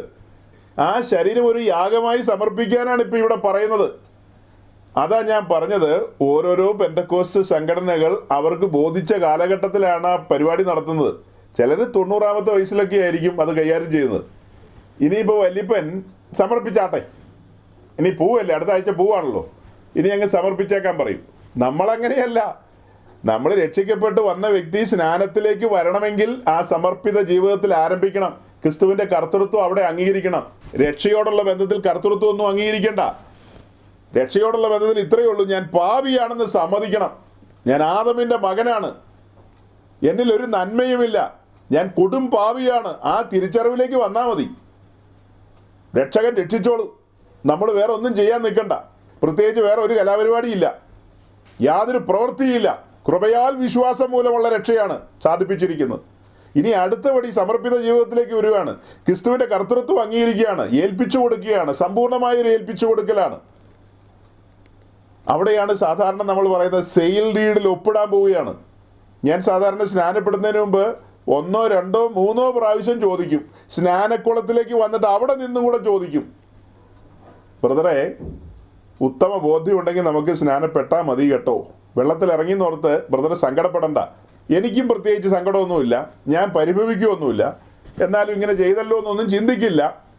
എങ്ങനെയാ നമുക്കൊരു സ്റ്റെപ്പും കൂടെ താഴേക്ക് ഇറങ്ങണോ വെള്ളത്തിലേക്ക് എന്ന് ചോദിച്ചിട്ടേ ഇറങ്ങാറുള്ളൂ. അങ്ങനെയൊന്നും പെന്തിക്കോസിലില്ലെന്നേ. ചുമ്മാ വരുന്നവനെ എല്ലാം പിടിച്ച് മുക്കി പൊക്കി വിടുകയാണ്.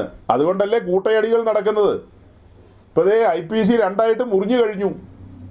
അവിടെയാണ് ആളുകൾ ചോദിച്ചത്, അത് കൊള്ളാം, 100 ഗ്രാമിൻ്റെ മാലയ്ക്കും കമ്മലിനുമാണോ നിങ്ങൾ കംപ്ലൈൻറ്റ് പറയുന്നത്? ഇത് കണ്ടില്ലേ എന്നാണ് ചോദിക്കുന്നത്. അങ്ങനെ ചോദിക്കുന്ന എല്ലാവരോടുമായിട്ട് എനിക്ക് മറുപടി പറയാനുള്ളത് ഇത്രയേ ഉള്ളൂ. അവരൊരു പക്ഷേ അവരുടെ നിത്യത ചെലവഴിക്കാനായിട്ട് ആഗ്രഹിക്കുന്ന വേറെ സ്ഥലത്തായിരിക്കും. അവരുടെ കൂട്ടത്തിൽ നമ്മൾ പോണോ? IPCയെ കണ്ടിട്ടാണോ വേദപുസ്തകം എഴുതിയിരിക്കുന്നത്? വേദപുസ്തകത്തിലെ ഉപദേശ സത്യങ്ങളെ അതിൻ്റെ പൊരുൾ തിരിക്കാനാണ് ശുശ്രൂഷകരായ ഞങ്ങളെപ്പോലെയുള്ളവരെ ആക്കി വെച്ചിരിക്കുന്നത്. അല്ലാതെ IPCയിൽ അടികൂടിയോ അസംബ്ലീസോ കൂടിയോ അടികൂടിയോ എന്നുള്ളത് അതിൻ്റെ ഒന്നും ഉത്തരം നമുക്ക് പറയേണ്ട ആവശ്യമില്ല. അത് അവരായി, അവരുടെ പാടായി. നമ്മൾ വചനമാണ് വ്യാഖ്യാനിക്കുന്നത്. ആ വചനപ്രകാരമാണ് കാര്യങ്ങൾ തെളിവായല്ലേ പറയുന്നത്. നിങ്ങളുടെ ശരീരം ബലിപീഠത്തിൽ എത്തണമെന്നാണ് പറയുന്നത്. അത് എങ്ങനെയാണ് അർപ്പിക്കേണ്ടത്? ബുദ്ധിയുള്ള ആരാധനയായി അല്ലേ, ഒരു യാഗമായിട്ട് ഏൽപ്പിച്ചു കൊടുക്കണം. അപ്പോൾ യാഗത്തിൻ്റെ ക്രൈറ്റീരിയ എന്തെന്നൊക്കെ അറിയണമെങ്കിൽ ലേവ്യ പുസ്തകത്തിൽ പോകേണ്ടി വരും. അതൊക്കെ നമ്മൾ വിശദമായി പറഞ്ഞിട്ടുള്ള മെസ്സേജുകൾ യൂട്യൂബിലുണ്ട്. ഇപ്പോൾ അതിലേക്കൊന്നും ഞാൻ പോകുന്നില്ല. ഈ വിഷയം സമർത്ഥിക്കാൻ വേണ്ടി വാക്യമുണ്ടോ എന്ന് ചോദിക്കുന്ന മഹാന്മാരുടെ മുമ്പിലാണ് ഡയറക്റ്റ് വാക്യമുണ്ടോ എന്നാണ് ചിലർ ചോദിക്കുന്നത്. അതിനാണ് ഞാൻ ആദ്യം പറഞ്ഞത്, പല കാര്യത്തിനും ഡയറക്റ്റ് വാക്യമുണ്ടോ? നിങ്ങൾ ദശാംശം കൊടുക്കണമെന്ന് പുതിയ നിയമത്തിൽ ഡയറക്റ്റ് വാക്യമുണ്ടോ? മത്തായി 5, മത്തായി 23 ഇങ്ങനെയൊക്കെയുള്ള ചില അധ്യായങ്ങളിൽ നിന്ന് ചില വാക്യങ്ങളൊക്കെ എടുത്തുകൊണ്ട് വരരുത്. അതിൻ്റെയൊക്കെ പശ്ചാത്തലം വേറെയാണ്. അപ്പോൾ പുതിയ നിയമത്തിൽ ഡയറക്റ്റ് ദശാംശത്തെക്കുറിച്ചൊന്നും വാക്യമില്ല. കഴിഞ്ഞ കാലങ്ങളിലെല്ലാം ഈ ദശാംശം വാങ്ങുകയും കൊടുക്കുകയും ഒക്കെ ചെയ്തുകൊണ്ടിരുന്നു. ആർക്കും ഒരു അലോസരമില്ല, വാക്യമുണ്ടോയെന്ന് ആരും ചോദിച്ചുമില്ല. അതുപോലെ തന്നെയാണ് ഈ ആഭരണധാരണത്തെക്കുറിച്ചുള്ള ചുരുൾ അഴിച്ചുകൊണ്ട് വരികയാണ്. അതിൻ്റെ തുടക്കമാണ് പറഞ്ഞു വരുന്നത്. രക്ഷ ഇപ്പോൾ കഴിഞ്ഞിരിക്കുന്നു. ആ രക്ഷിക്കപ്പെട്ട വ്യക്തി ക്രിസ്തുവിനോട് ചേരുവാൻ സ്നാനമേൽക്കുകയാണ്. അവിടെ അവൻ്റെ ശരീരത്തെ ബലിയായിട്ട് ഏൽപ്പിച്ചു കൊടുക്കുകയാണ്. അതിൻ്റെ വിധങ്ങളാണ് പറഞ്ഞത്. ആ ഏൽപ്പിച്ചു കൊടുക്കുന്നതിനാ പറഞ്ഞത് സെയിൽ ഡീഡിൽ ഒപ്പിടുക എന്ന് പറയുന്നത്, തീറാധാരത്തിൽ ഒപ്പിടുക എന്ന് പറയുന്നത്. തീറാധാരത്തിൽ ഒപ്പിട്ട് കഴിഞ്ഞാൽ ആ പ്രോപ്പർട്ടിയിൽ എനിക്ക് എന്തെങ്കിലും അവകാശമോ അധികാരമോ ഉണ്ടോ? നമ്മൾ നമ്മുടെ ശരീരം ബലിപീഠത്തിൽ ഏൽപ്പിച്ചു കൊടുത്തന്നേ. ക്രിസ്തു തൻ്റെ മണവാട്ടിക്ക് വേണ്ടി ശരീരം ബലിപീഠത്തിൽ ഏൽപ്പിച്ചു കൊടുത്തു. ഇവിടെ ഇതാ മണവാളൻ്റെ താല്പര്യപ്രകാരം മണവാട്ടിയും തൻ്റെ ശരീരം ബലിപീഠത്തിൽ ഏൽപ്പിച്ചു കൊടുക്കുകയാണ്. അങ്ങനെ ബലിപീഠത്തിൽ ഏൽപ്പിച്ചു കൊടുക്കുക എന്നുള്ളതിനോടുള്ള ബന്ധത്തിലാണ് റോമാലേഖനത്തിലെ വാക്യം വായിച്ചത്. അവിടെ കൊണ്ട് തീരുന്നില്ല. ഫിലിപ്പി ലേഖനം 2:12 വായിച്ചേ. അതുകൊണ്ട് പ്രിയമുള്ളവരെ, നിങ്ങൾ എല്ലായ്പ്പോഴും അനുസരിച്ചതുപോലെ ഞാൻ അരികത്തിരിക്കുമ്പോൾ മാത്രമല്ല, ഇന്ന് ദൂരത്തിരിക്കുമ്പോൾ ഏറ്റവും അധികമായി ഭയത്തോടും വിറയലോടും കൂടെ നിങ്ങളുടെ രക്ഷയ്ക്കായി പ്രവർത്തിപ്പിൻ. ഈ ആഭരണധാരണത്തെക്കുറിച്ചൊക്കെ ചോദ്യം ചോദിച്ചുകൊണ്ട് വരുന്നവരെല്ലാം ചോദിക്കുന്ന ചോദ്യം വാക്യം എവിടെയാണ്? വാക്യങ്ങൾ ഓരോന്നോരോന്നായിട്ട് എടുത്തുകൊണ്ട് വരികയാണ്. ബീഡി വലിക്കാൻ വാക്യമുണ്ടോ, സിനിമ കാണാൻ വാക്യമുണ്ടോ, കള്ള് കുടിക്കാൻ വാക്യമുണ്ടോ എന്നൊക്കെ ചോദിച്ചു കഴിഞ്ഞാൽ ഇല്ലെന്ന് നമുക്കറിയാം. അതുപോലെ തന്നെ അപ്പോസ്തലന്മാരോടൊന്നും പറഞ്ഞില്ല. അതെ, മലയാളക്കരയിലുള്ള പെന്തിക്കോസുകാർ ആഭരണം ഇടും, അതുകൊണ്ടൊരു വാക്യം എഴുതിയവരെ ആരും ആഭരണം ഇടരുത്. അതായത് അങ്ങനെ വാക്യമൊന്നുമില്ല. ആ ദൈവകൃപയിൽ നിൽക്കുന്ന ദൈവഭയമുള്ള കർത്താവായ യേശുക്രിസ്തുവിൻ്റെ മടങ്ങിവരവിന് വേണ്ടി ആവലോടെ കാത്തിരിക്കുന്ന ഏതൊരു ഭക്തനും നമ്മളിപ്പോൾ ഈ പറയുന്ന കാര്യങ്ങൾ സന്തോഷകരമായ കാര്യങ്ങളാണ്. അല്ലാത്ത ഒരു പെന്തിക്കോസിനും നമ്മൾ ഈ പറയുന്ന കാര്യങ്ങൾ താല്പര്യപ്പെടില്ല, അവരിതൊന്നും അംഗീകരിക്കില്ല. അപ്പം നമ്മളെന്തിനാ ഫിലിപ്പി ലേഖനം 2:12 വായിച്ചത്? ഫിലിപ്പി ലേഖനം 2:12 നമ്മൾ വരാനുണ്ടായ സാഹചര്യം എന്ന് പറയുന്നത്, നമ്മൾ പറഞ്ഞു, ഒരു പാപിയായ മനുഷ്യൻ സുവിശേഷം കേട്ട് അവൻ ദൈവരാജ്യത്തിലേക്ക് പ്രവേശിച്ചു. അവൻ്റെ ആത്മാവിൻ്റെ വീണ്ടെടുപ്പ് സാധിപ്പിച്ചു കഴിഞ്ഞിരിക്കുന്നു. അങ്ങനെ ആത്മാവിൻ്റെ വീണ്ടെടുപ്പ് സാധിപ്പിക്കപ്പെട്ട പശ്ചാത്തലത്തിലാണ് ഫിലിപ്പിയിലുള്ള വിശുദ്ധന്മാർ. അവർ പിന്നത്തേതിൽ വിശ്വാസ സ്നാനത്തോടുള്ള ബന്ധത്തിൽ ദൈവരാജ്യത്തിൻ്റെ ഭാഗമായി തീർന്നിരിക്കുകയാണല്ലോ. അപ്പോൾ ഫിലിപ്പിയിലുള്ള വിശുദ്ധന്മാരോട് പൗലോസ് പറയുന്ന ഈ കാര്യങ്ങളൊക്കെ ക്രിസ്തീയ സഭയുടെ അടിസ്ഥാനങ്ങളുമായി ബന്ധപ്പെട്ട കാര്യങ്ങളാണ്. അതിൻ്റെ ആരംഭ കാലഘട്ടത്തിലാണ് ഈ കാര്യങ്ങളൊക്കെ പറയുന്നത്. ഇന്ന് 2000 വർഷം മുന്നോട്ട് പോയി കഴിഞ്ഞ ഈ കാലത്ത് പരിശുദ്ധാത്മാവ് നമുക്ക് ഈ കാര്യങ്ങളെല്ലാം അടുക്കടുക്കായിട്ട് തുറന്നു തരുന്ന കാലമാണ്. അങ്ങനെ ദൈവത്തിൻ്റെ പരിശുദ്ധാത്മാവ് നമുക്ക് തുറന്നു തന്ന കാര്യങ്ങളെയാണ് വിശുദ്ധന്മാരെ ധരിപ്പിക്കുന്നത്. നോക്കണം, ആത്മാവിൻ്റെ വീണ്ടെടുപ്പ് സാധിപ്പിച്ചു കഴിഞ്ഞിരിക്കെ ഫിലിപ്പിയിലുള്ള വിശുദ്ധന്മാരോട് പൗലോസ് പറയുകയാണ്, നിങ്ങൾ നിങ്ങളുടെ രക്ഷയ്ക്കായി ഏറ്റവും അധികമായി ഭയത്തോടും വിറയലോടും കൂടെ പ്രവർത്തിപ്പീൻ. ഭയത്തോടും വിറയലോടും കൂടെ രക്ഷയ്ക്കായി പ്രവർത്തിപ്പിനെന്ന്. അതേസമയം എഫേസ്യ സഭയ്ക്ക് ദൂതെഴുതുമ്പോൾ പറഞ്ഞ എന്താ? രക്ഷ തികച്ച സൗജന്യമാണ്, അത് കൃപയാലാണ്, വിശ്വാസം മൂലമാണ്, പ്രവൃത്തികൾ കാരണമല്ലെന്നാണ് എഫേസ്യ ലേഖനത്തിൽ പറയുന്നത്. പ്രവൃത്തികളാൽ രക്ഷ സാധ്യമല്ല. അപ്പം ഇവിടെ പറയുന്നു രക്ഷയ്ക്ക് വേണ്ടി പ്രവർത്തിക്കാൻ. രണ്ടും തമ്മിൽ കോൺട്രഡിക്ഷൻ വരികയല്ലേ? അങ്ങനെ വരുമ്പോൾ വൈരുദ്ധ്യം വരികയല്ലേ? ഒരു വൈരുദ്ധ്യവുമില്ല. എഫേസ് ലേഖനത്തിൽ പറയുന്നത് അതിക്രമങ്ങളാലും പാപങ്ങളാലും മരിച്ചു കിടക്കുന്ന പാപികളായവരോടാണ് പറയുന്നത്. രക്ഷ എന്ന് പറയുന്നത് കൃപയാൽ വിശ്വാസം മൂലമാണ്, വിശ്വാസത്താൽ നിങ്ങൾ നീതീകരിക്കപ്പെടണമെന്ന് പറയുന്നത്. ഫിലിപ്പി ലേഖനത്തിൽ പറയുന്ന വിശ്വാസത്താൽ നീതീകരിക്കപ്പെട്ട് ദൈവരാജ്യത്തിൽ വന്ന ഭക്തന്മാരോടാണ് പറയുന്നത് നിങ്ങൾ നിങ്ങളുടെ രക്ഷയ്ക്കായി പ്രവർത്തിക്കണമെന്ന് പറയുന്നത്. അവരുടെ ആത്മാവിൻ്റെ വീണ്ടെടുപ്പ് സാധിപ്പിക്കപ്പെട്ട് കഴിഞ്ഞിരിക്കുന്നു. ഇനി അവരുടെ ദേഹി പെൻഡിങ് ആണ്. അപ്പോൾ രക്ഷയ്ക്കായി പ്രവർത്തിക്കാൻ പറഞ്ഞു കഴിഞ്ഞാൽ നമ്മെ സംബന്ധിച്ച് അക്ഷരികമായ ഒരു പ്രവൃത്തിയില്ല രക്ഷയോടുള്ള ബന്ധത്തിൽ. പിന്നെ എന്തായിരിക്കും ഇവിടെ ഉദ്ദേശിച്ചത്? റോമാലേഖനം 12-ാം അധ്യായത്തിൽ നമ്മൾ വായിച്ചു, നമ്മുടെ ശരീരത്തെ ബുദ്ധിയുള്ള ആരാധനയായി ഒരു വിശുദ്ധ യാഗമായിട്ട് ഏൽപ്പിച്ചു കൊടുക്കണമെന്ന്, യാഗമായിട്ട് ബലിപീഠത്തിലേക്ക് ഏൽപ്പിക്കണമെന്ന്. അത് കഴിഞ്ഞിട്ടാണ് ഫിലിപ്പി ലേഖനത്തിലെ ഈ വാക്യം നമ്മൾ വായിക്കുന്നത്. ഈ വാക്യം വായിച്ചതുമായി ബന്ധപ്പെട്ട അതിൻ്റെ വിശദീകരണം എന്താണ്? കൃപയാൽ രക്ഷ പ്രാപിച്ചു വന്ന ഫിലിപ്പിനോടാണ് പറയുന്നത് രക്ഷയ്ക്ക് വേണ്ടി പ്രവർത്തിക്കണമെന്ന്. അപ്പോൾ അതിൻ്റെ അർത്ഥമാണ് നമ്മൾ പറഞ്ഞു വരുന്നത്, അവരുടെ ശരീരവും അവരുടെ ജീവിതവും സമ്പൂർണ്ണമായി ബലിപീഠത്തിലാണ്. ഇന്ന് നമ്മളോടുള്ള ബന്ധത്തിൽ പരിശുദ്ധാത്മാവ് നമുക്കത് തിരിച്ച് തരികയാണ്. നമ്മൾ നമ്മുടെ രക്ഷയ്ക്ക് വേണ്ടി പ്രവർത്തിക്കണമെന്ന് പറയുമ്പോൾ അതിനൊരു വാക്യം വായിച്ചുകൊണ്ടാണ് നമ്മൾ മറുപടി പറയുന്നത്. ഗലാത്യ ലേഖനം 2:20. അപ്പോൾ ഈ വാക്യം തുടങ്ങുന്നത് എങ്ങനെയാ?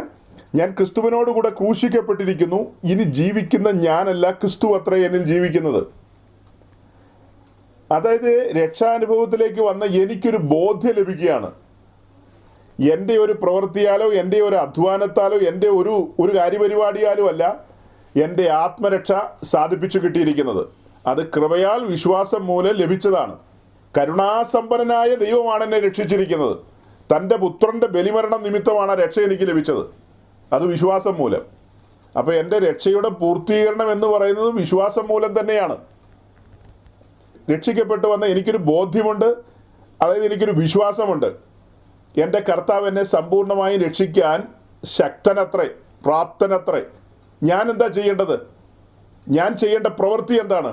ഞാൻ എന്നെ തന്നെ ബലിപീഠത്തിലേക്ക് ഏൽപ്പിച്ചു കൊടുക്കുക. അതിൻ്റെ മറ്റൊരു ഭാഷയാണ് ഞാൻ എന്നെ തന്നെ ക്രൂശിക്കാൻ ഏൽപ്പിക്കുകയാണ്. ഫിലിപ്പി ലേഖനം 3-ാം അധ്യായത്തിൽ പൗലോസ് പറയുന്നുണ്ട്, അതായത് ക്രിസ്തുവിൻ്റെ മരണത്തോട് താൻ അനുരൂപപ്പെടുന്ന കാര്യത്തെക്കുറിച്ച്, ആ ക്രൂശീകരണത്തെക്കുറിച്ച്. വേറെ ഭാഗത്ത് പറയുന്നുണ്ട് ഞാൻ അനുദിനം ക്രൂശിക്കപ്പെടുകയാണെന്ന്. അനുദിനം ക്രൂശിക്കപ്പെടാനായിട്ട് നമ്മൾ ഏൽപ്പിച്ചു കൊടുക്കണം. മറ്റൊരു ഭാഗത്ത് പറയുന്നുണ്ട് ഞാൻ ദിവസേന മരിക്കുകയാണെന്ന്. രക്ഷയോടുള്ള ബന്ധത്തിൽ നമ്മൾ കണ്ടിട്ടുള്ളൊരു 3 കാര്യമുണ്ടല്ലോ. എന്തൊക്കെയാത്? അതായത് പാപസംബന്ധമായി മരിച്ചവരായിരുന്നു നമ്മൾ. നമ്മൾ അടുത്ത പടി എന്ന് പറയുന്നത് ലോകത്തിന് മരിക്കുകയാണ്. അതിനടുത്ത പടി എന്നോണം നാം നമ്മുടെ സ്വയത്തിന് മരിക്കുകയാണ്.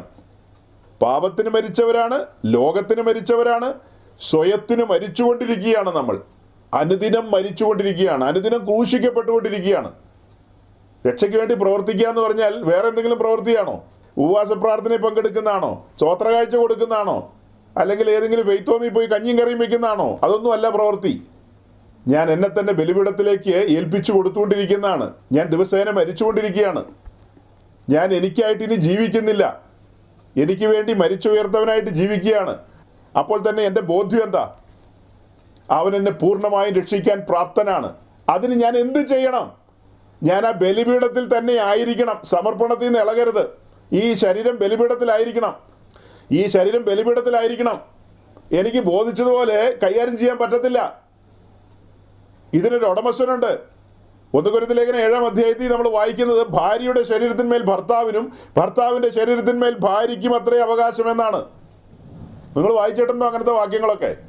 വാക്യമുണ്ടോന്നാണ് ചോദിക്കുന്നത്. ഉണ്ട്. ടൺ കണക്കിന് വാക്യമുണ്ട്. അതിലുള്ള വാക്യങ്ങളെ ഈ പറഞ്ഞു വരുന്നത്. അങ്ങനെ വീണ്ടെടുപ്പിൻ നാളിലേക്ക് ഏൽപ്പിച്ചു കൊടുത്തിരിക്കുന്ന ഈ ശരീരം ആ ബലിപീഠത്തിൽ നിന്ന് എടുത്തുകൊണ്ട് പോയി ഏതെങ്കിലും ഒരു തട്ടാനെ ഏൽപ്പിച്ചിട്ട് പറയുകയാണ്, എനിക്ക് ഇച്ചിരി അഴകും കൂടെ വേണം, എനിക്ക് ഇച്ചിരി സൗന്ദര്യം കൂടെ വേണം. എന്നെ സൃഷ്ടിച്ച നാളിൽ ഇവിടെ ഒരു കിഴുത്തയിടാനായിട്ട് എൻ്റെ തമ്പുരാൻ മറന്നുപോയി. അതുകൊണ്ട് തട്ടാനേ, നീ നിന്റെ ദേവീദേവന്മാരെ സ്മരിച്ചുകൊണ്ട്, അവർ ദേവീദേവന്മാരെ സ്മരിച്ചുകൊണ്ടാണ് തുളയ്ക്കുന്നത്. അപ്പോൾ നീ നിന്റെ ദേവീദേവന്മാരെ സ്മരിച്ചുകൊണ്ട് ഒരു കിഴുത്ത ഇവിടെ ഇട്ടാട്ടെ. ഞാൻ എന്നിട്ട് ഇസ്മായിലിയരുടെ ഒട്ടകങ്ങളുടെ കാതിൽ തൂങ്ങിക്കിടന്ന പോലെ ഒരു കുണുക്ക് ഞാൻ ഇവിടെ ഒന്ന് ഇടട്ടെ. എന്നിട്ട് ഞാനൊരു കോൺഫിഡൻസോട് കൂടി 4 ആളുടെ മുമ്പിൽ നിൽക്കട്ടെ. വാക്യമുണ്ടോ? വാക്യമുണ്ട്. വാക്യമായി പറയുന്നത്. ഇത് എല്ലാ പെന്തിക്കോസുകാർക്കുള്ള മെസ്സേജ് അല്ല കേട്ടോ. ഇത് സമർപ്പിതരായ ക്രിസ്തുവിനോട് അനുരൂപരാകുവാൻ, ആ സെയിം ഇമേജിലേക്ക് വരുവാൻ, ആ ദിവ്യ സ്വഭാവത്തിന് പങ്കാളിത്തം വഹിക്കുവാൻ വരുവാനുള്ളവർ, അത്തരക്കാർക്ക് വേണ്ടിയുള്ള മെസ്സേജാണ്. ഇത് കുഞ്ഞാടിൻ്റെ കാന്തയ്ക്കുള്ള മെസ്സേജാണ്. മണവാളന് വേണ്ടി തന്നെത്താൻ ഒരുക്കാൻ ഏൽപ്പിച്ചു കൊടുക്കുന്ന മണവാട്ടിക്ക് വേണ്ടിയുള്ള സന്ദേശമാണിത്.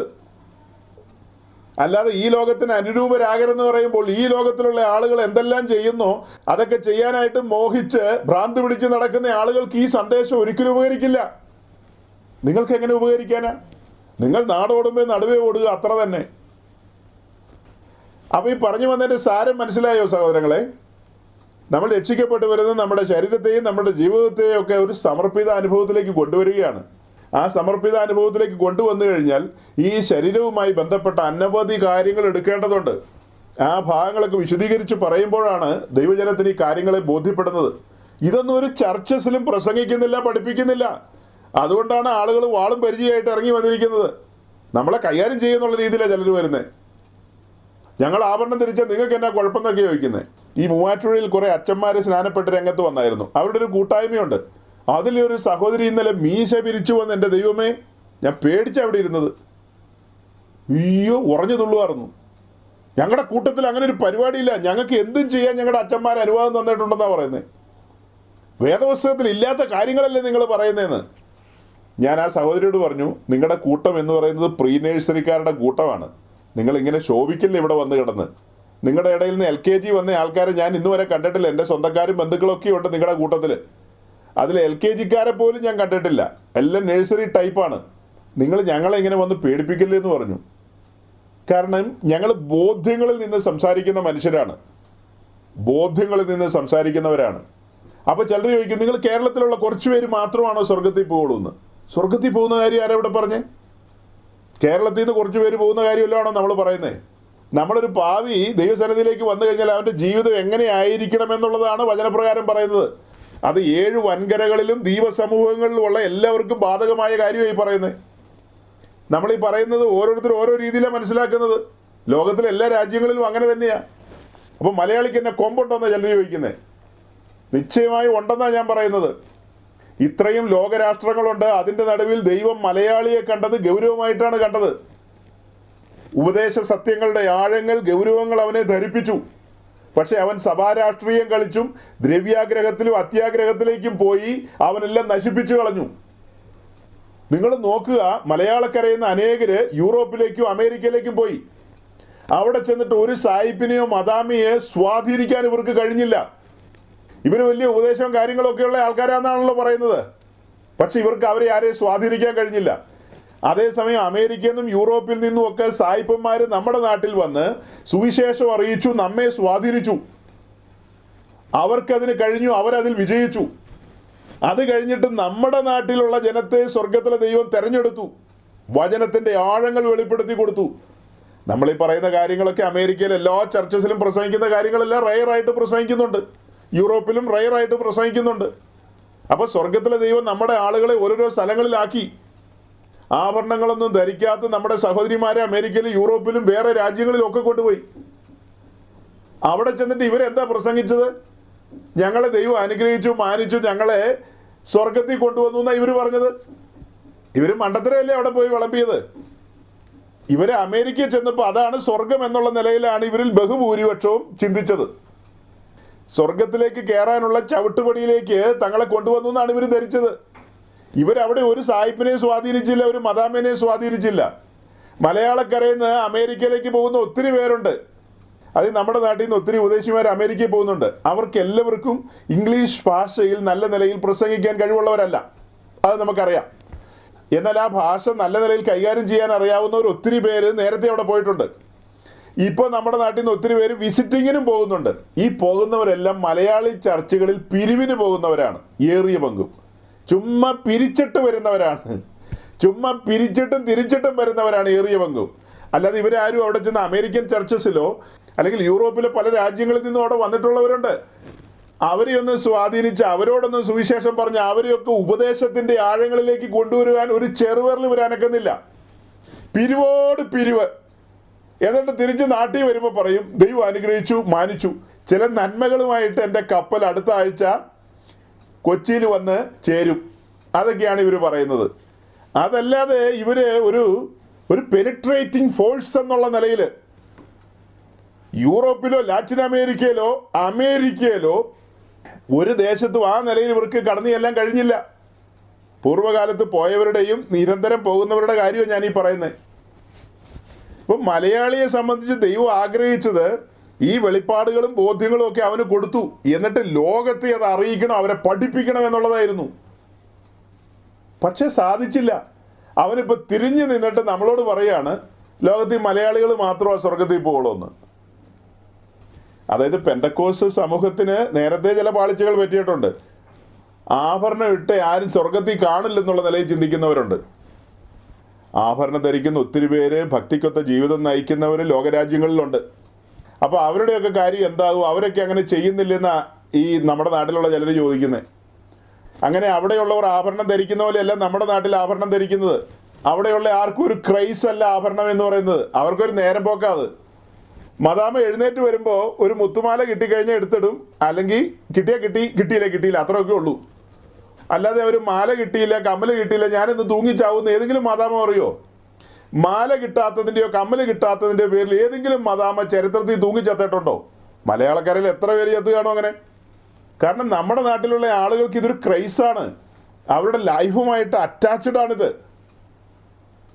അല്ലേ? അവരുടെ ലൈഫുമായിട്ട് അറ്റാച്ച്ഡ് ആണിത്.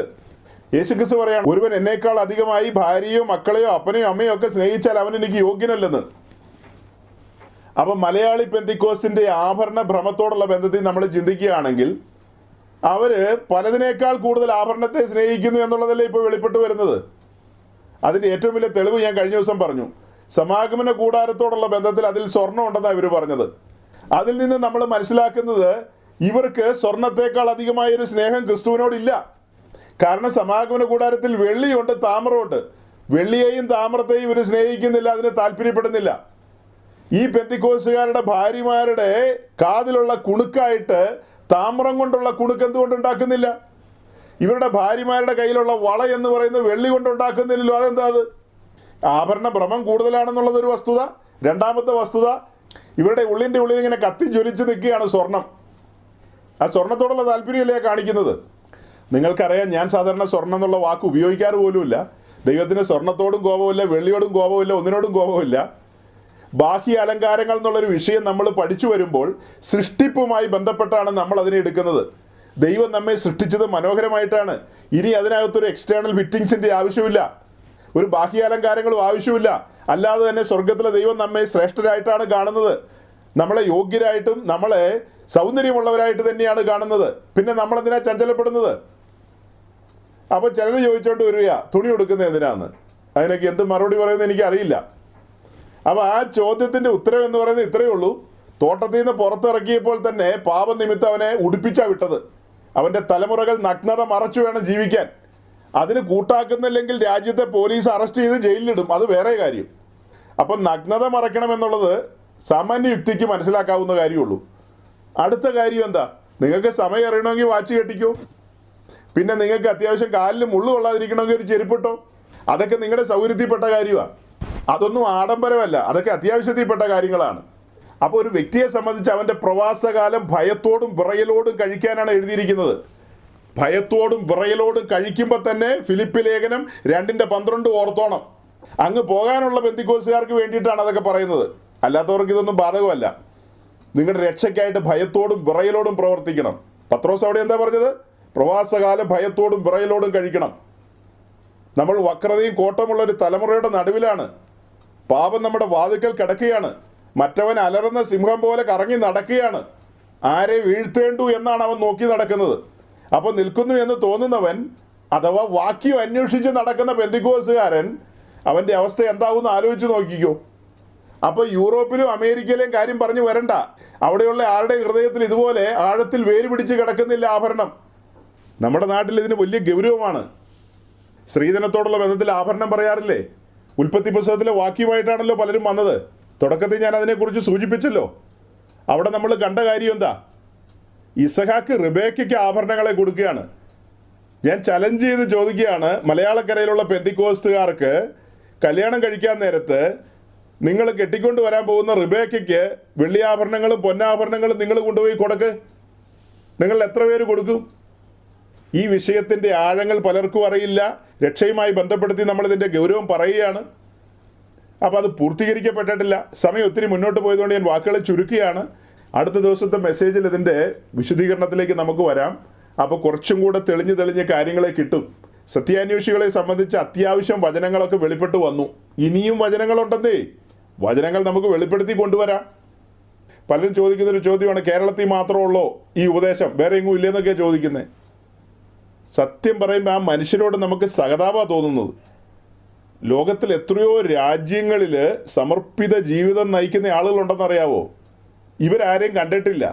നമ്മൾ അങ്ങനെയുള്ള ആളുകളെ കണ്ടിട്ടുണ്ട്, അങ്ങനെയുള്ളവരെ കുറിച്ച് കേട്ടിട്ടുണ്ട്, അങ്ങനെയുള്ള ഫെലോഷിപ്പുകളെ കുറിച്ച് അറിയാം. ഇപ്പം നമ്മുടെ നടുവിൽ തന്നെ സഹോദരൻ അനീഷ് ഇവിടെയുണ്ട്. അനീഷ് ഒരു സമയത്ത് ജോലി ചെയ്തിരുന്നത് യൂറോപ്പിലെ ഓസ്ട്രിയയിലായിരുന്നു. അപ്പം ഞാൻ അനീഷിനോട് ചോദിച്ചു, സഹോദര നീ അവിടെ കഷ്ടപ്പെട്ട് പോയി കാണുമല്ലോ നിനക്കൊരു കൂട്ടായ്മയ്ക്ക് വേണ്ടിയെന്ന്.